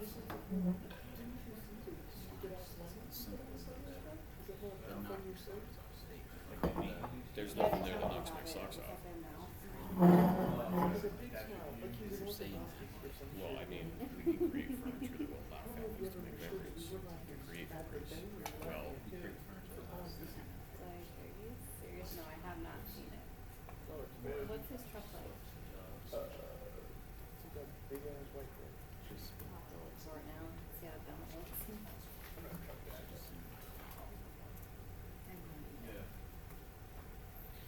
let's bounce it off him, see what he says. I'm sure I wouldn't be impressed at all. What's that? Why not? I mean, we trust his, Yeah, I think he's psychic. you think he's psychic? All right, we're gonna go ahead and return to video. I have a video up that we are going to play off of Vimeo, but let me explain why. I have a copy of this video that I bought. It's on What's that? it's on I got no way of playing it in Reel this to reel. college. The college is not on a DVD player. But I have it on disc as well, and somehow the codec on this disc, on this computer doesn't match the codec on the disc, and it plays it very poorly. So I am gonna play it on a copy that says, for training purposes only, so you'll screen that out fairly quickly, I hope, and we'll still watch. I think it's worth watching because it gives us kind of an answer to these financial terms that I've been putting on the table, and it talks about it in terms of a merry-go-round. I think that's very important for us to understand that business really is a cash merry-go-round, and that we can't make more until it comes back around again.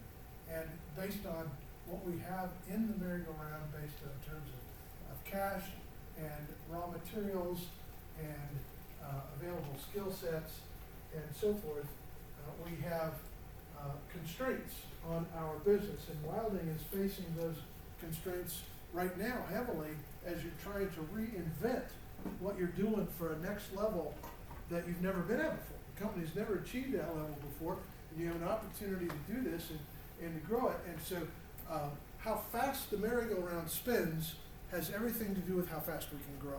And you don't understand the merry-go-round spinning until you watch this video. So it's good for all of us especially non-finance people, to have an understanding of this in these terms. We'll talk about it briefly, and then I have a little 5-minute clips of several of the opinion leaders in management, business strategy, business management structure.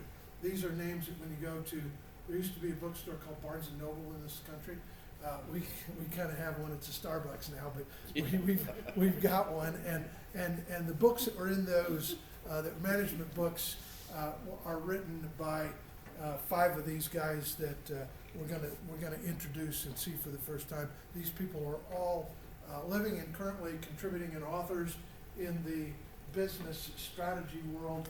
But first, I want us to finish up a little bit on finance here, and then we'll move to strategy. We'll be done for today. So I will hopefully get this.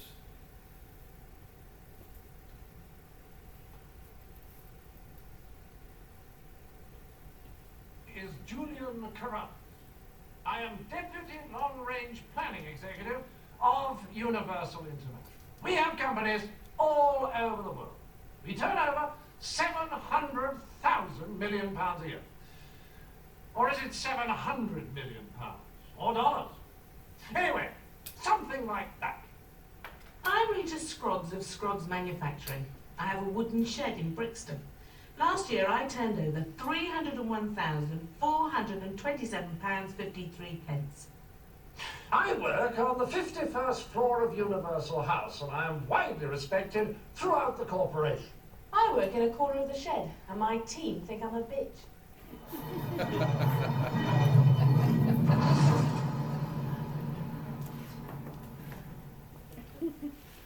I am a highly sophisticated manager. I know all about TQM, Theory X and Theory Y, hygiene factors, management matrices, and of course, the hierarchy of needs. The only thing I do not understand is finance. I am a highly unsophisticated manager. I don't know what the hell he was talking about, but I watch the figures like a hawk. My colleagues are highly sophisticated managers too. They do not understand finance either.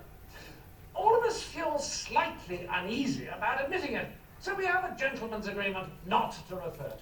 We leave the financial arrangements to the accounting people, just as we leave the catering arrangements to the canteen people. We believe in trusting people. I don't trust anybody. But then fortunately, I'm not a gentleman. I cut my own sandwiches and I do my own accounts. I would lose face if I admitted to anyone in the corporation that I do not understand finance, since I am constantly approving financial statements, draft accounts, and balance sheets. If I didn't understand finance, I would not lose face, but I would lose all my money. I have come to this person for help because she is so basic and unspoiled that she will use short, simple words that I can understand, and not the obscure mumbo-jumbo that accountants try to frighten you with. Because I am so basic and unspoiled, I'm very flattered by his attention. But just what is it he doesn't understand? Well, I understand a great deal about management, but pitifully little about how business actually works. Right.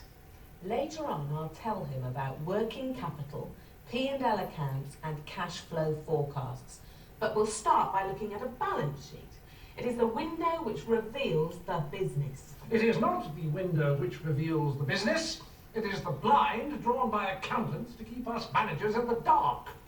Then for the time being, we'll forget about the balance sheet. We'll just talk about money. In business, money only does 2 things. It comes in and it goes out. There are 2 basic things you have to know. Where did it come in from and where did it go out to? All right? Yes, I understand that. Good. So, let's begin with where it comes from. Say you're starting a business. There's only 2 places you can get money from. The first is by risking your own and perhaps getting some other people to share the risk with you. That money is called share capital or the equity, and the shareholders are the owners of the business and share all its profits. or lose all their money. The second way to get money is to borrow it on a long-term basis and pay interest. That's called loan capital. Light is beginning to dawn. There are only two places money can come from: share capital and loan capital. The owner's money and the money that they borrow from somebody else. You've got it. Now that you've raised the money, where are you going to put it? I am going to put it into the business. I see. And what part of the business? Into the part of the business that you tell me to. Right. Well, just as there are only two places money can come in from, there are only two places money can go out to. First, you can put it into things you need to keep. Buildings, machinery, cars, furniture. All those are called fixed assets. And second, you can put it into things you need to sell. Raw materials, piece parts, packaging materials, and so on. That money is called working capital. I've heard of that. So, there is the basis of every business. The two places money can come from: share capital, risking your own, and loan capital, borrowing someone else's. And the two places it can go to: fixed assets, things you need to keep, and working capital, things you need to sell. I now know, which I knew all along but did not know that I knew, that a business is based on cash and that you start by saying where you got it and what you did with it. I now understand how a business works. He does not understand how a business works because he does not understand working capital. I cannot imagine why she thinks I do not understand working capital. Then let us ask him 3 questions. Does the rent of the factory come out of working capital? Mm-hmm. Does bank interest come out of working capital? Mm-hmm. Do wages come out of working capital? Mm-hmm. Well, I can now understand why she thinks I do not understand working capital. Do you want a lot of money in working capital or a little? All capital is good, so I want a lot. Mm-hmm. You want as little money as possible tied up in working capital. I've changed my mind. As little as possible. Right, yes, I see that. No, I don't. I do not understand working capital. Not at all. Right. Look at this. All businesses are the same. You put money in and you get money out. Sometimes you get less money out than you put in. Then you go bust. Sometimes you get more money out. Then you're in business. Is that clear? Yes.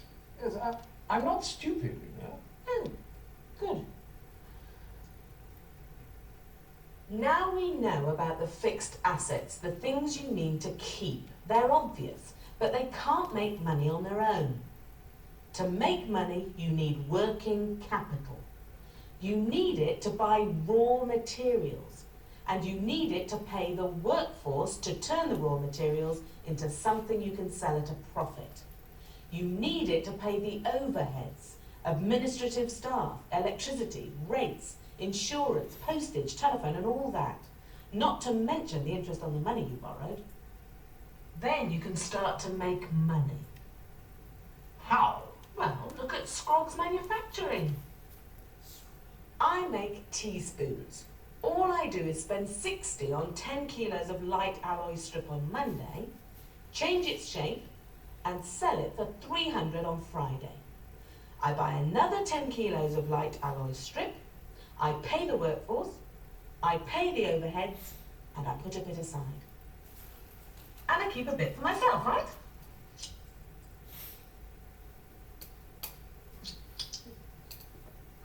No, I'm not happy. Why not? It's so simple, I am getting suspicious. Well, let's look a bit closer. Take that light alloy strip I buy on Monday for 60. On Tuesday, I pay Harry 20 for stamping it into blanks. Now I've got 80 invested in stamped blanks. On Wednesday, I pay Sharon 20 to press the blanks into spoons.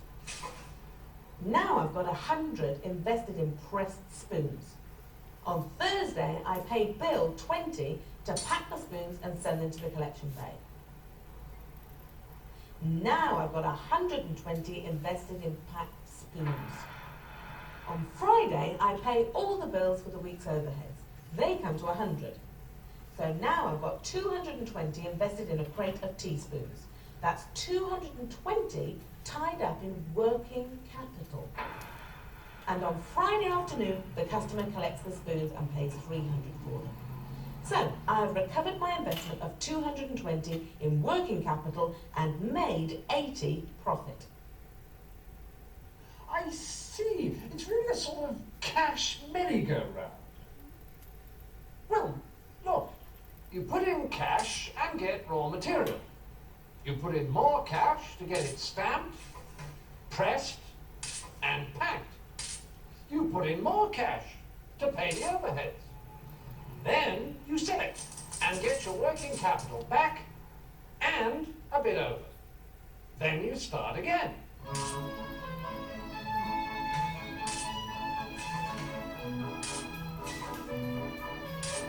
See, cash merry-go-round. For a sophisticated manager, that's quite a sensible statement. Ah, I've got something right. I now understand working capital, sort of. I see that working capital is all the money tied up in things that you hope one day to sell to customers. What I cannot see is how she can live on 80 a week. I cannot live on 80 a week. I've got something else right. I do not have to live on 80 a week. Ah, she has a private income. I do not have a private income. What has not struck him is that I have a 5-day week. I do not buy light alloy strip on Mondays only. I buy it every day. So, every day Harry stamps out 10 kilos of blanks. Every day Sharon presses 10 kilos of spoons. Every day Bill packs the spoons and takes them to the collection bay. Every day a customer collects the spoons and pays for them. It is a continuous process all through the year. So the cash merry-go-round goes on all the time. Because he is sophisticated, he will now be able to tell me how much I clear a week. This is a sort of problem I'm good at because I am sophisticated. She clears 80 a day, 5 days a week, so she clears 400 a week. He may be sophisticated, but he's as thick as 2 short planks. He's walked right into my trap. Watch. Ah, Now, you say I clear 400 a week.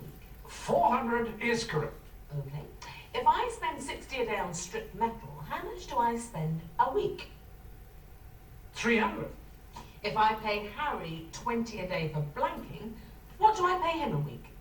100. And Sharon for pressing? 100. And Bill for packing? 100. And overheads? 100. So, how much goes out every week? 700. And if I collect 300 on Monday, Tuesday, Wednesday, Thursday and Friday, how much do I collect a week? 5 times 300 is 1,500. So, if I collect 1,500 a week and spend 700 a week, how much do I clear? 800. I have fallen into a trap. I said she cleared 400 a week, but she has proved she clears 800 a week. I do not see how she has done this. But I do see how she can live on 800 a week. I have trapped him because he does not understand about overheads. I have to pay 100 a week overheads whether I make 1 consignment of teaspoons or 5 consignments. He charged a week's overheads onto every day's consignment, so he put 4 times 100 too much on my costs. but I only pay a week's overheads once a week. I have learned my lesson. I see that overheads don't multiply like materials and labour. She only pays her overheads once a week, so the more consignment she produces each week, the more profit she makes on each consignment, because they divide up the overhead into smaller portions. I now understand working capital. Good. Now that he understands working capital, we can leave the balance sheet. I can now explain the profit and loss account to him. That's a different thing, is it? Yes. This is going to be a different thing. Yes. The profit. This is rather exciting. Profit. You know, I'm enjoying this more than I'd anticipated. I'd rather imagine. Shut up now. Certainly. Thank you. Now, look at my profit and loss account for 1 week. Start with my income. I sold 5 lots of teaspoons at 300 a time. That brought in 1,500. Income, 1,500. Now look at my expenses. I bought 5 lots of strip metal at 60 a time, so 300 went out on materials. I paid Harry and Sharon 100 each, so 200 went out on manufacturing labour. I paid Bill 100, so 100 went out on distribution labour. I paid out 100 overhead, so I made a trading profit of 800 on the money-go-round. Then I got 20 on some cash I put on deposit and paid out 20 in interest on my loan capital. So I ended up with a net profit of 800. Now I understand the profit and loss account. What I do not understand is this. If she's making 800 a week profit, why is she not filthy rich? He does not understand why I am not filthy rich because he does not understand what profit is. I understand perfectly well what profit is. Profit is champagne and caviar and a decent tailor. Profit is not champagne and caviar and a decent tailor. Profit is having a bigger business at the end of the year than you had at the beginning. Profit is what lets the business grow. Working capital makes the business go round, but it can't make it grow bigger. Not unless it makes profit first. Suppose I want to make my exports grow. I send catalogues to a lot of Europe's leading teaspoon buyers. I need extra money. Then suppose I get an export order every week. I have to produce an extra consignment, another 10 kilos of strip metal. I need extra money. Overtime for my people. I need extra money. Then I'll want a packing machine to help Bill cope with the extra volume. Extra money. There's no doubt about the best place to get extra money. Use the extra that came out of the working capital merry-go-round last year. And that extra is profit. Now, the first thing that happens to profit is the taxman takes his slice of corporation tax. Right? Then I and my fellow shareholders decide how much of what is left we want to put back into the business for next year's development and growth. She's been very good to you. Yes, okay. And the remainder, if any, we share out as dividends. You, that one's for you, that one's for you. Thank you. Or me. And we can spend that on caviar and cigars and a bulging wardrobe of fabulous frocks if we want to. I'd never thought of it like that. Wait a moment. Remember the 2 places money came from? Our own money we risked and the money we borrowed? Yes? Well, once the business makes a profit, there's a 3rd place. The profit we put back into the business. It's called reserves. Yes. I understand reserves. And reserves are chests full of money stashed away in a bank vault. Reserves are not stashed away in a bank vault, or not necessarily. They could be represented by machinery, or raw materials, or property. Machinery? Machinery can't be reserved. Yes, it can. Well, she's using the word in a very silly and misleading way. Yes, but that's the way it's used. Oh dear, oh dear.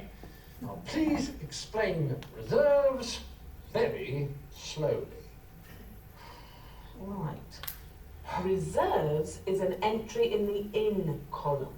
It merely states where the money came from money retained in the business. It does not state what the money has been used for, where it has gone to. Ah. Some of it can go to increase fixed assets, like the packing machine for Bill. And some of it can go into working capital, like the extra strip metal and the overtime for Harry and George. And some of it can be put by for a rainy day. You can invest it. Or stash it in a bank vault. If you're very sophisticated, yes. Well, now, let's see if I've got this right. Once the business has got going, there's 3 places you can get money from. Your own, share capital, borrowing, loan capital, and retained profit, reserves. And then there's 3 places it can go to, fixed assets, working capital, that's the old merry-go-round, and investments. He's got it. By George, I think he's got it.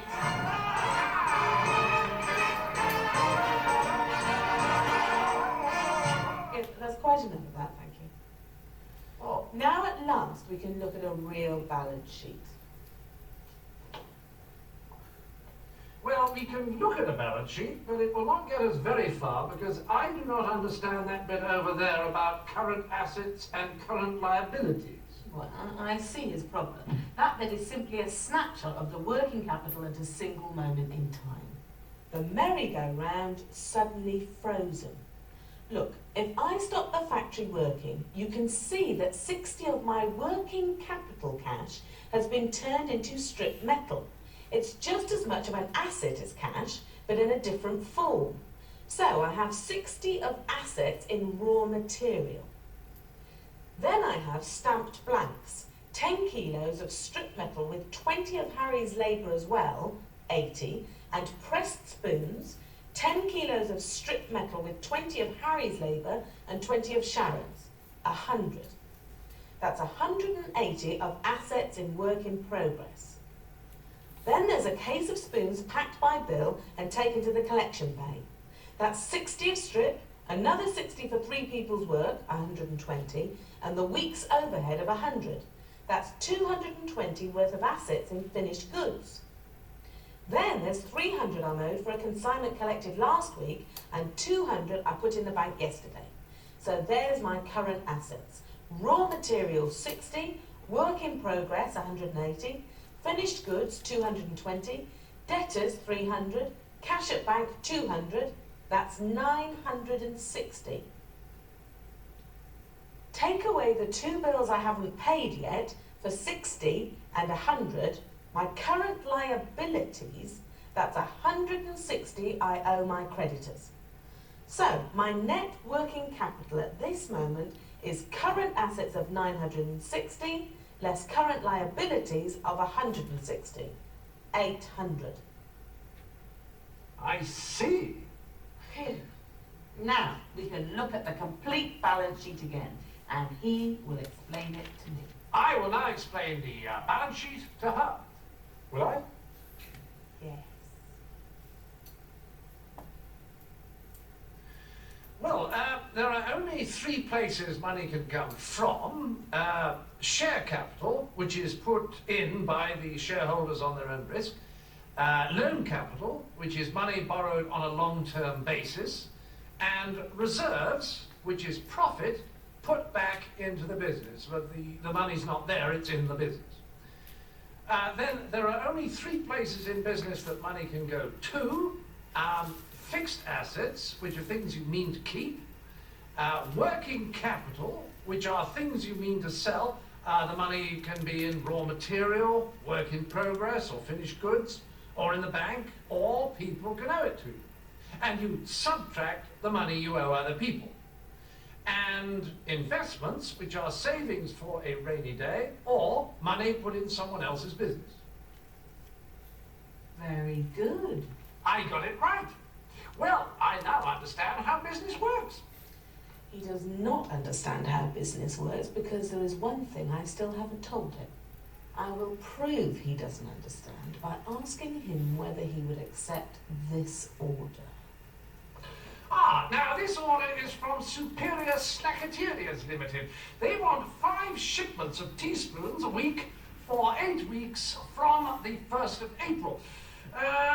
Instead of the normal 300 per shipment, they will pay 400 to compensate for taking up the entire production capacity of the 8 weeks.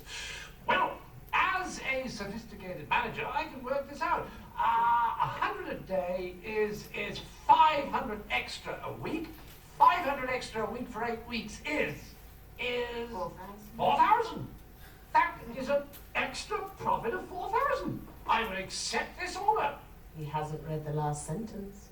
The last sentence reads, payable in full by the 30th of September. I will now introduce him to the last of the 3 crucial documents for understanding business finance.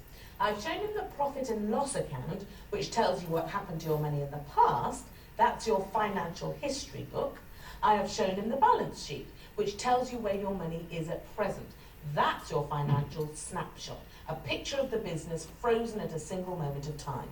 I will now show him the document that tells you where your money will be going in the future. That's your financial crystal ball. It is called the cash flow forecast.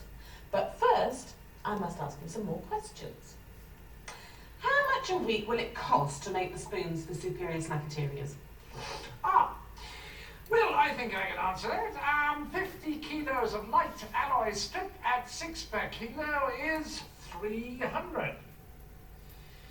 Next, 20 per day for each of the 3 people is 60 a day. That's 300 a week, making 600 so far. And 100 overhead makes 700. It will cost 700. And how much will come in each week? 400 a shipment each day for 5 days is 2,000 a week. But when will that 2,000 actually arrive? Payable in full by September the 30th. It will arrive in 6 months' time. So how do we pay the people, pay the bills, and buy the new lot of strip metal? We have some money in the bank. Yes, we have 2,000 in the bank. Fine, we'll use that. Very sophisticated. So, let us look at the cash flow forecast. We start week 1 with 2,000. How much comes in that week? Nothing. How much goes out? 700. Which leaves? 1,300. So we start week 2 with 1,300. how much cash comes in week 2? Nothing. How much goes out? 700. Leave. 600. So we start week 3 with 600. 600. How much cash comes in week 3? Nothing. How much goes out? 700. Which leaves.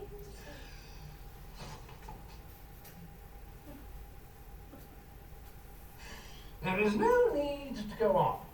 I can see where all this is leading because I am a sophisticated manager. All this is leading to a cash deficit after 8 weeks of 3,600, which means bankruptcy as the consequence of accepting a profitable order. I have changed my mind about accepting that order. My advice is that we should not accept it. Perhaps we should not accept it. Perhaps we should negotiate weekly payments. Perhaps we should borrow some more working capital from the bank. But whatever we do, we start from a cash flow forecast. There's no perhaps about that. I now understand business finance.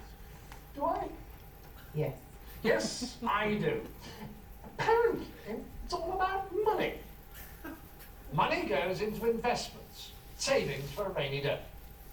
It goes into fixed assets, things you mean to keep. And it goes into working capital, things you mean to sell. Working capital starts with raw materials. It then goes into labor to produce the teaspoons, the goods. It goes into the overhead to pay the bills. Then it goes to the customer, who pays you more money than you put in. The money goes round again, and also you have some profit. Some of the profit goes in tax, some goes into dividends, and the rest goes to making the business grow. I also understand that the more you produce each week, the more profit you make on each order, because you divide up the overhead into smaller portions.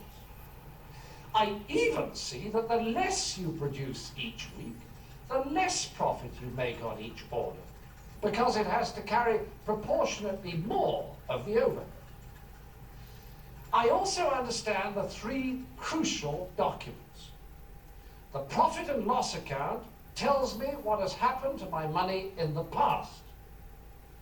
The balance sheet tells me where my money is now, and the cash flow forecast tells me where it will be coming from in the future.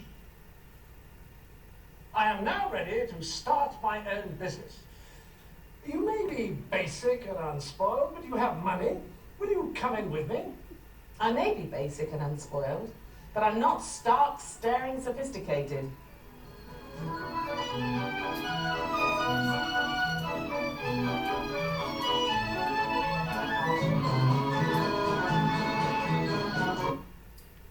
Okay, that is as good an introduction to finance as I've ever seen anywhere. It's a little funny, but it's accurate. And this is exactly what Wilding is learning to do right now, spin the merry-go-round faster. That's what you're doing. You've got the backlog there.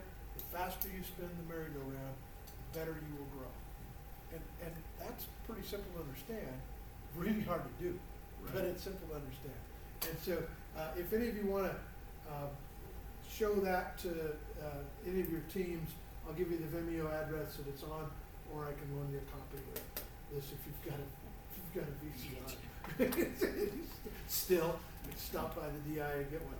We're going to end up with short little video clips. I have 5 or 6 of them, depending on how time goes, of some famous people talking to us about some critical things that are referenced in our textbook on talent development.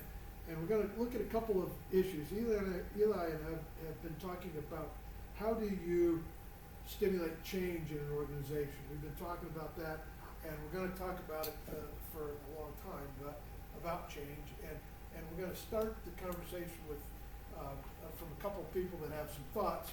One of them that has written quite a bit on 8 principles of change. One that talks about, Kurt Lewin, that talks about a freeze phase that we have to do. And so we'll watch a couple of video clips and discuss them a little bit as we look into change. But first I want to have a couple things on a vision and a strategy. First video, a plan is not a strategy. And this is a class on a course program on strategic management. A plan is not a strategy. We're going to talk about strategies throughout our courses. Take a look at this and think about it as we talk. A plan is not a strategy. This thing called planning has been around for a long, long time. People would plan out the activities they're going to engage in. More recently, has been a discipline called strategy. People have put those two things together to call something strategic planning. Unfortunately, those things are not the same, strategy and planning, so just putting them together and calling it strategic planning doesn't help. What most strategic planning is in the world of business has nothing to do with strategy. It's got the word, but it's not. It's a set of activities that the company says it's going to do. We're going to improve customer experience. We're going to open this new plant. We're going to start a new talent development program. A whole list of them, and they all sound good. But the results of all of those are not going to make the company happy because they didn't have a strategy. So what's a strategy? A strategy is an integrative set of choices that positions you on a playing field of your choice in a way that you win. So there's a theory. Strategy has a theory. here's why we should be on this playing field, not this other one, and here's how on that playing field we're going to be better than anybody else at serving the customers on that playing field. That theory has to be coherent, it has to be doable, you have to be able to translate that into actions for it to be a great strategy. Planning does not have to have any such coherence. And it typically is what people in manufacturing want, the few things. They want to build a new plant, and the marketing people want to launch a new brand, and the talent people want to hire more people. There tends to be a list that has no internal coherence to it and no specification of a way that that is going to accomplish collectively some goal for the company. See, planning is quite comforting. Plans typically have to do with the resources you're going to spend. So we're going to build a plant, we're going to hire some people, we're going to launch a new product. Those are all things that are on the cost side of businesses. Who controls your costs? Who's the customer of your costs? The answer is you are. You decide how many square feet to lease, how many raw materials to buy, how many people to hire. Those are more comfortable because you control them. A strategy, on the other hand, specifies an outcome, a competitive outcome that you wish to achieve, which involves customers wanting your product or service enough that they will buy enough of it to make the profitability that you'd like to make. The tricky thing about that is that you don't control them. You might wish you could, but you can't. They decide, not you. That's a harder trick. So that means putting yourself out and saying, here's what we believe will happen. We can't prove it in advance. We can't guarantee it. But this is what we want to have happen and that we believe will happen. It's much easier to say, I'll build a factory, I will hire more people, etc., than I will have customers end up liking our offering more than those of competitors.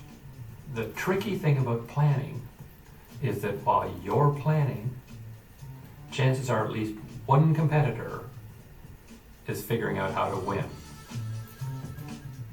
When US air carriers were busily planning, what routes to fly and there was this little company in Texas called Southwest that had a strategy for winning.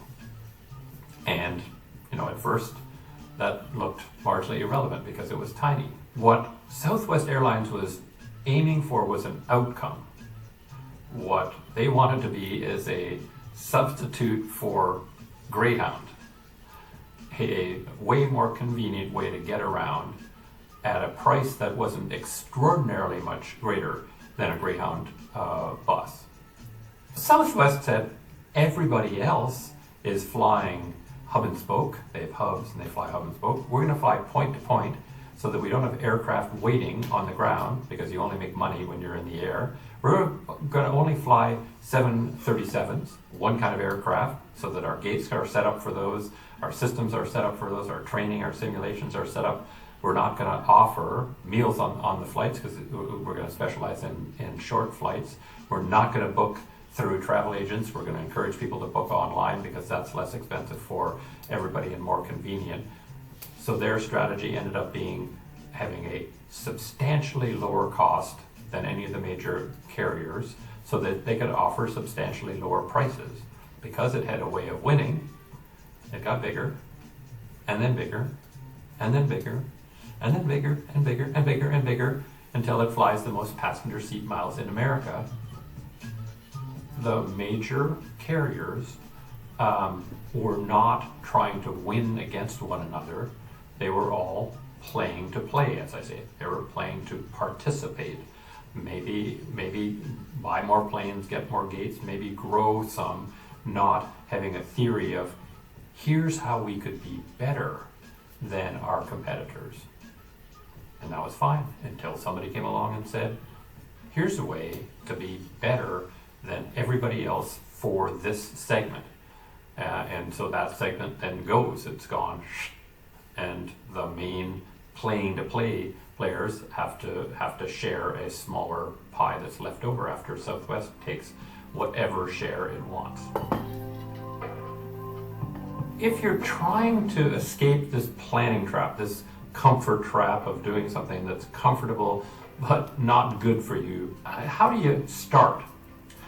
The most important thing to recognize is that strategy will have angst associated with it.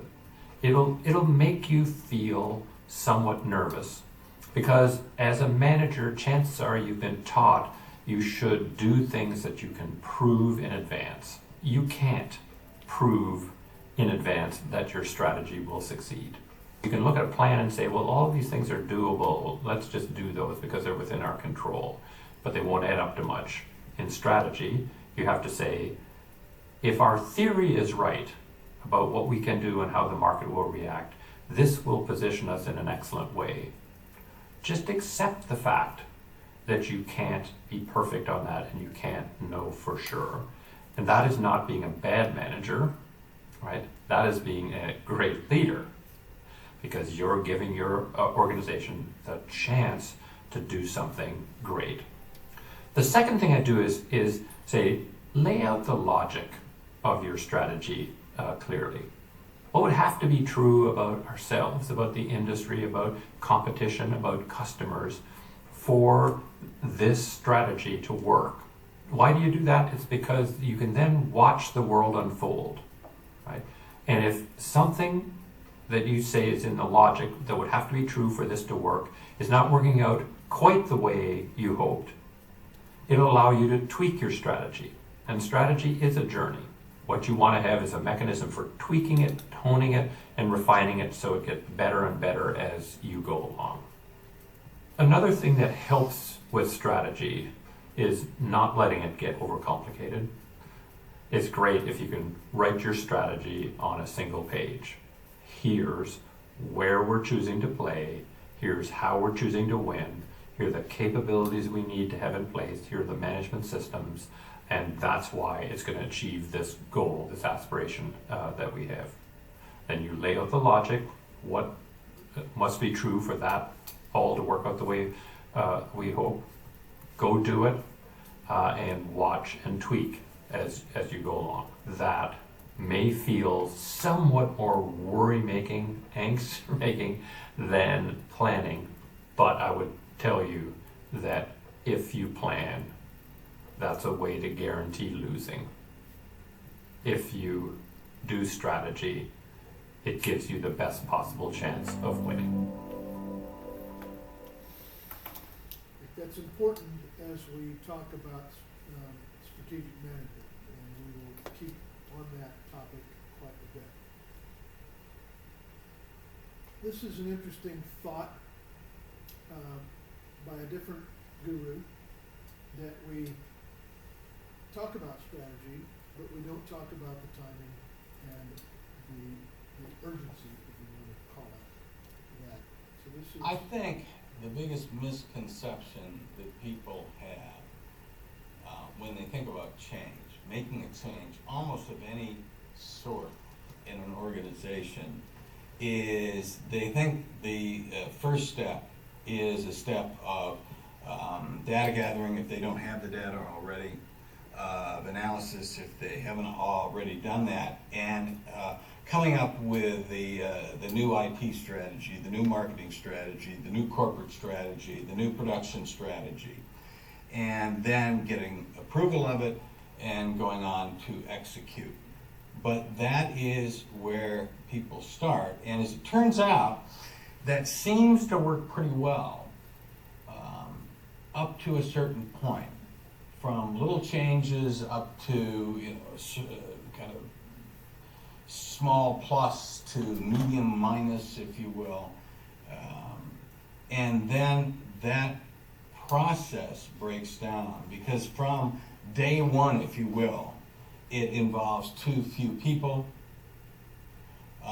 it becomes too cerebral, and to make something big happen, you've got to have a lot of people in it, they've got to want to do it. And it's got to be both a head and a heart process, because the heart provides the energy to make something big, a big leap happen. Strategy first is the problem. It's what we've all been taught. And very, very smart and capable people do it all the time. So urgency is what he is talking about there as we put the strategy together. And we're going to hear from him again. John Cotter is the author of the book on 8 steps on making strategic change in the organization. Right now I'm going to look at another author that has authored a lot on change, and he's introduced something called freeze phases, and that is a new topic. So as we change, we freeze the organization, we implement change, we unfreeze it. And that's kind of the concept that Wilding did as you anticipated a redesign of your production. You didn't call it this, but Kurt Lewin will call it that. Kurt Lewin's freeze phases is one of the models that every change agent and project manager needs to be aware of. Lewin was one of the first people to systematically study how change works, yet his model remains valid. So, a good understanding of Lewin's freeze phases is important for every project manager whose project is likely to create organisational or cultural change. So in this video, we'll answer the question, what are Kurt Lewin's freeze phases?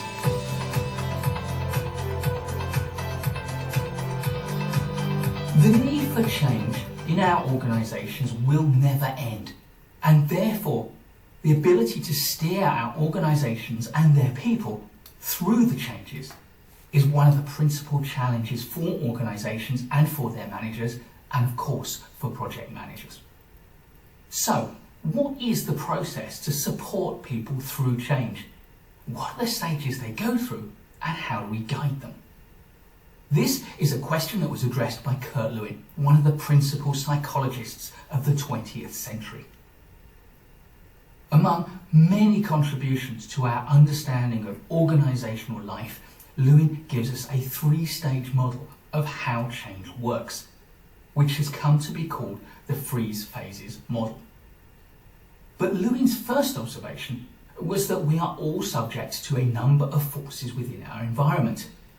There are driving forces which propel us towards change, and there are restraining forces which hinder our adoption of that change. This gives rise to Lewin's idea of force field analysis.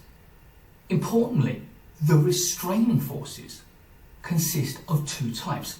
First, there is our inward resistance to change, which is deep and psychological.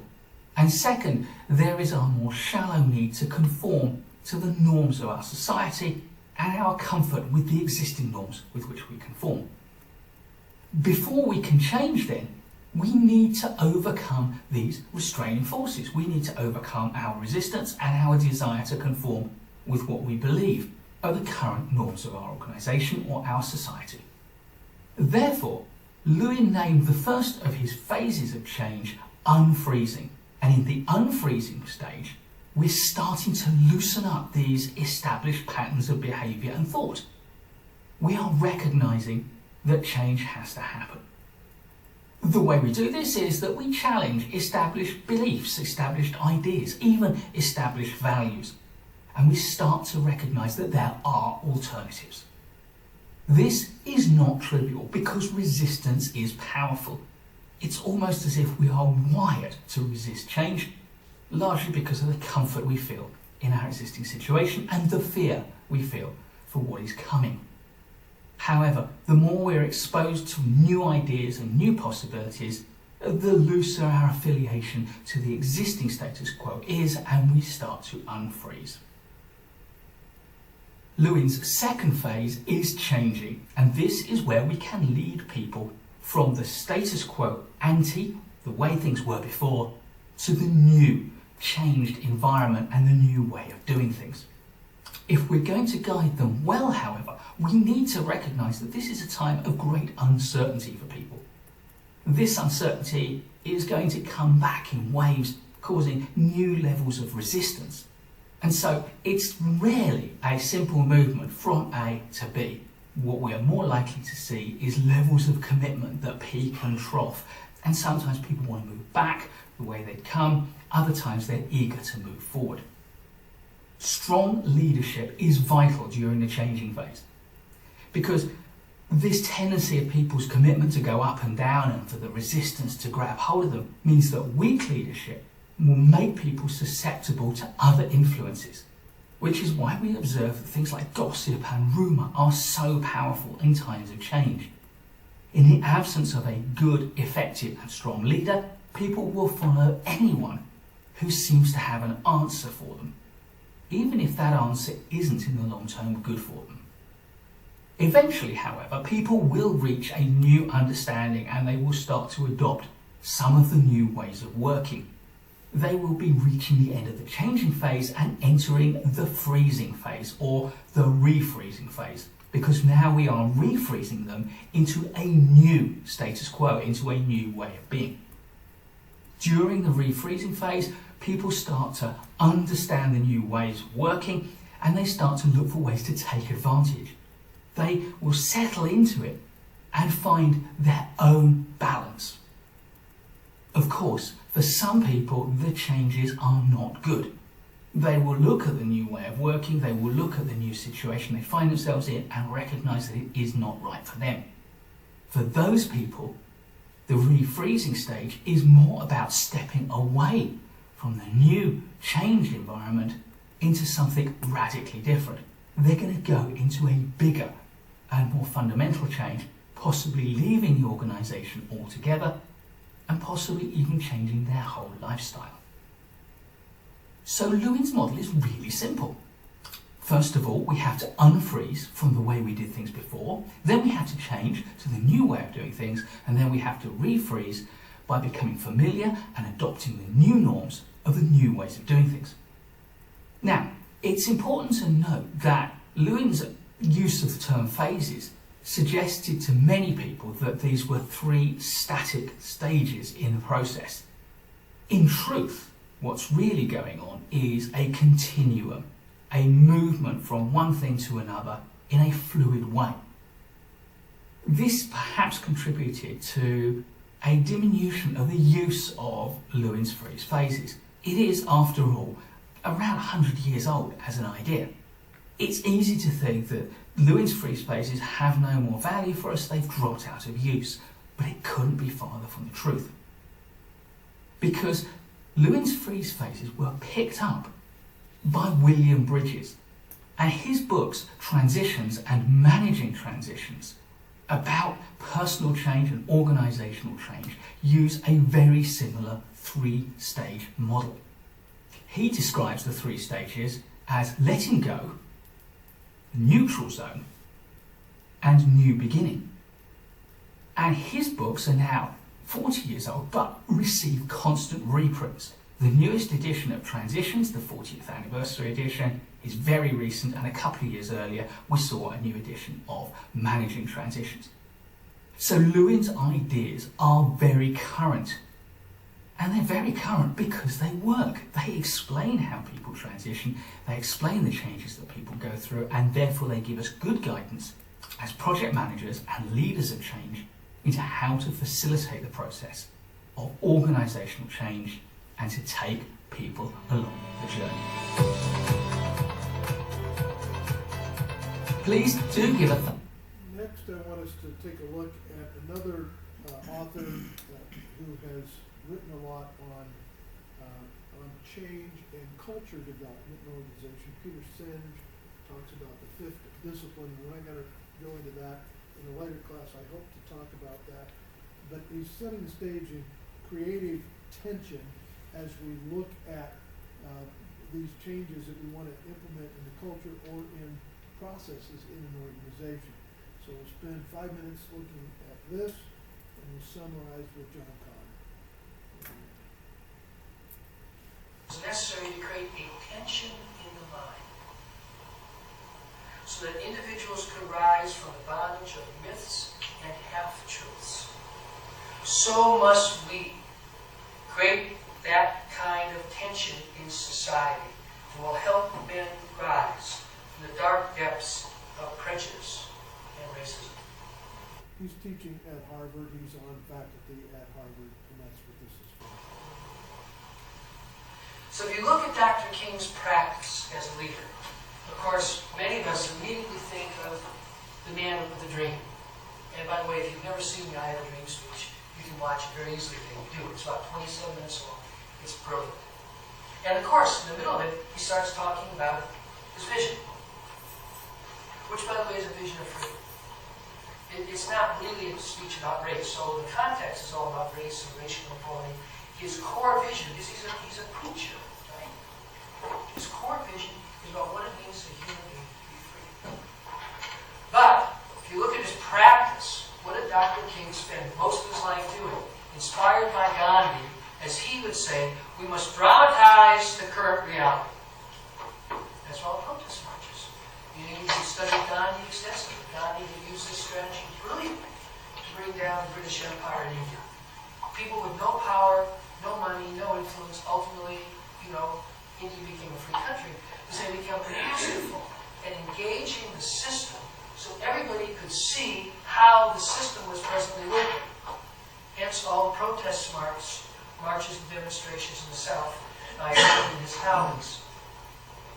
And the whole nonviolent change approach has one key aim: to dramatize the present situation. So all of a sudden, that's why media was so important. They had to get TV there. They had to have people see. And when these people tried to ride the bus, they got arrested. Now, how many people knew that would happen? When people lived in the Deep South, you had no clue. That was an aspect of reality.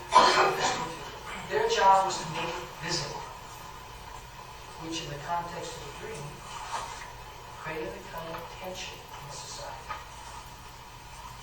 So this is not a new idea. A very old insight, and masterful leaders like King kind of live it, embody it. Without the vision, nothing happens. And without being in touch with current reality, nothing happens. The people who just have lovely visions, they're the ones that give visionaries bad names. Right? They have all these lovely visions and dreams, but no, please don't bother me about what is. People who are just deeply in touch with reality. I mean, I know this, the academic world. The academic world is full of people who are brilliant analysts. They can tell you all about reality. But most of them, very little in the way of their own vision. Or very little in their work. It's not part of their work. They're not visionaries. They're analysts. So the whole point of creative tension is, yeah, you need analysis, absolutely. You need vision, absolutely. But what you really need is both. Now, there's a variety of kind of subtleties to the principle. Get the basic idea? It's really simple. Again, Fritz's genius is he makes it really, really simple, really clear. But there are subtleties. One subtlety is that the energy in the creative process comes from this gap. How do you generate the gap? Well, obviously, when you start to articulate a vision, you generate that energy. But just as much, when you start to see more clearly the current reality, that also generates energy. So there's two fundamental ways to generate creative tension. One is by articulating and getting committed to a vision, and the other is about getting clearer about what is. So to put it simply, two sources of creative tension are aspiration and the truth. This is why the truth, and telling the truth, and being honest, and being able to talk openly about how things really are, which is a huge problem in most organizations, right? Why do we have whistleblowers? You know, just a whistleblower, right? We have whistleblowers because we create organization cultures where it's actually very risky to tell the truth. You put yourself at risk to tell the truth. You say, well, why? Because you create a culture that has a big investment in a story about what is, rather than people's actual experience about what is. Okay? So, this whole creative tension can boil down to two ideas we've all heard. The power of vision and the power of the truth. And you put them together and you've got creative tension. You start to see how they're both essential in a larger sense. And this is why Fritz uses the term structure. He says this is the transcendent structure that creators bring into existence. A transcendent structure where there is a vision, there is a commitment to the truth, and consequently there is creative attention. So to comment on that for a second, what we're talking about here is we have this vision that we want, but what you were doing at Wilding was amplifying the truth. What's the data? What are we really doing? What is the facts? What's our backlog? What's our throughput? What's our capability for each contributor to the building of a wall bed? And you broke it down into minutes and shine a light on the truth, and the light on the truth and a light on the dream adds tension. That gets engagement with the people. And that's leadership, what he's talking about there at a Harvard level. It's a little cerebral to hear him talk about it, but once you understand what he's doing, it's creating that tension between the dream and the reality. If we let the reality slide, we think we're moving towards the dream, and we're not. We're lying to ourselves. The reality is that we've got, in Martin Luther King's era, we have arrests being made when black people ride a bus. And most of the United States didn't realize that, or didn't see it, so shine a light on it. Shine and create that tension between the dream and between the reality. And we bring it back to a plant floor, to our production, our business. It's the same principle psychologically. And that's interesting. He's going to teach us a lot more in later courses about talent development, but some of it based on that principle. The last that I want is to go to John Cotter on his 8-step change process. You have a handout on that, something of an ebook on it. We will talk about it. John Cotter developed his 8-step model for leading change in his 1996 bestseller, Leading Change. Although there have been some changes in terminology over the years since 1996, the constant research that his team has carried out has continued to endorse the basic principles of Cotter's 8-step model. So in this video, I want to answer the question, what is John Cotter's 8-step process model for leading change?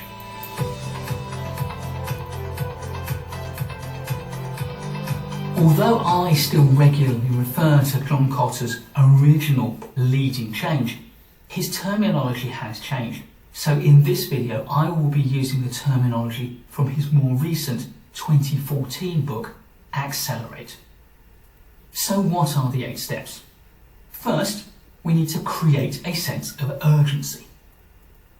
Second, build a guiding coalition. And third, form a strategic vision and initiatives. These first 3 steps create the platform for change. Fourth is enlist a volunteer army. Fifth, enable action by removing barriers. And sixth, enable short-term wins. This second set of 3 steps creates an empowered cadre of employees within the organisation. The 7th step is to sustain acceleration, and the 8th step is to institute change. And it's these last 2 steps that really do create the change. So let's look at these 8 steps in a little bit more detail. First, create a sense of urgency. First, we need to ensure that people recognise the need for change. This is for 2 reasons. First, we need to motivate them to start to let go of the past. And secondly, we need to enthuse them to actively participate in the changes that are happening. Whilst fear is a hugely powerful motivator that can get people moving and start to release their grip on the past, it is not sustainable. For a sustainable change program, you also need to craft a highly compelling vision of the future that will draw people forward rather than push them away from the past and leaving them feeling fearful and perhaps frees them psychologically. Step 2. Build a guiding coalition. Your guiding coalition is a team that understands the need for change and is committed to taking a leadership role in delivering it. Ideally, you need to form a guiding coalition that spans every dimension of the organisation, every function, every division, every region, and every demographic within your organisation. That way, it will be seen as having legitimacy as well as having the contacts it needs throughout the organisation to make real progress. Step 3. Form a strategic vision and initiatives. This step combines articulating what you want and putting together a practical plan for how you're going to achieve it. This is work for the guiding coalition or the change leadership team. They need to develop this vision and they need to start to build a plan for how they're going to deliver it. Step 4. Enlist a volunteer army. The guiding coalition on its own are not going to be enough people. You need the numbers if you're going to really make the change stick. A volunteer army will be able to share the load, and they will also be able to create the momentum you need to drive change throughout the organisation. This means communicating your vision effectively and harnessing the enthusiasm that you create as you create it to build a movement that is going to drive the change and create the real adoption that you need at the grassroots level. Step 5. Enable action by removing barriers. You need to remove every possible barrier of policy and procedure and unproductive behaviours and mindsets. Organisations often find themselves in a siloed mentality where someone from this part of the organisation can't get things done in another part of the organisation. It's one of the reasons why your guiding coalition has to span the whole organisation. But you also need authority from the top to suspend the crazy rules and regulations that will get in the way of making the change really happen. It also means giving real power to your guiding coalition.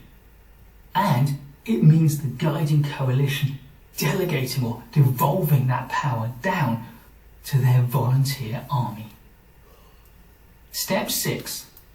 Generate short-term wins. Success motivates, and it also proves a point. It's hard to say that this won't work if it just has.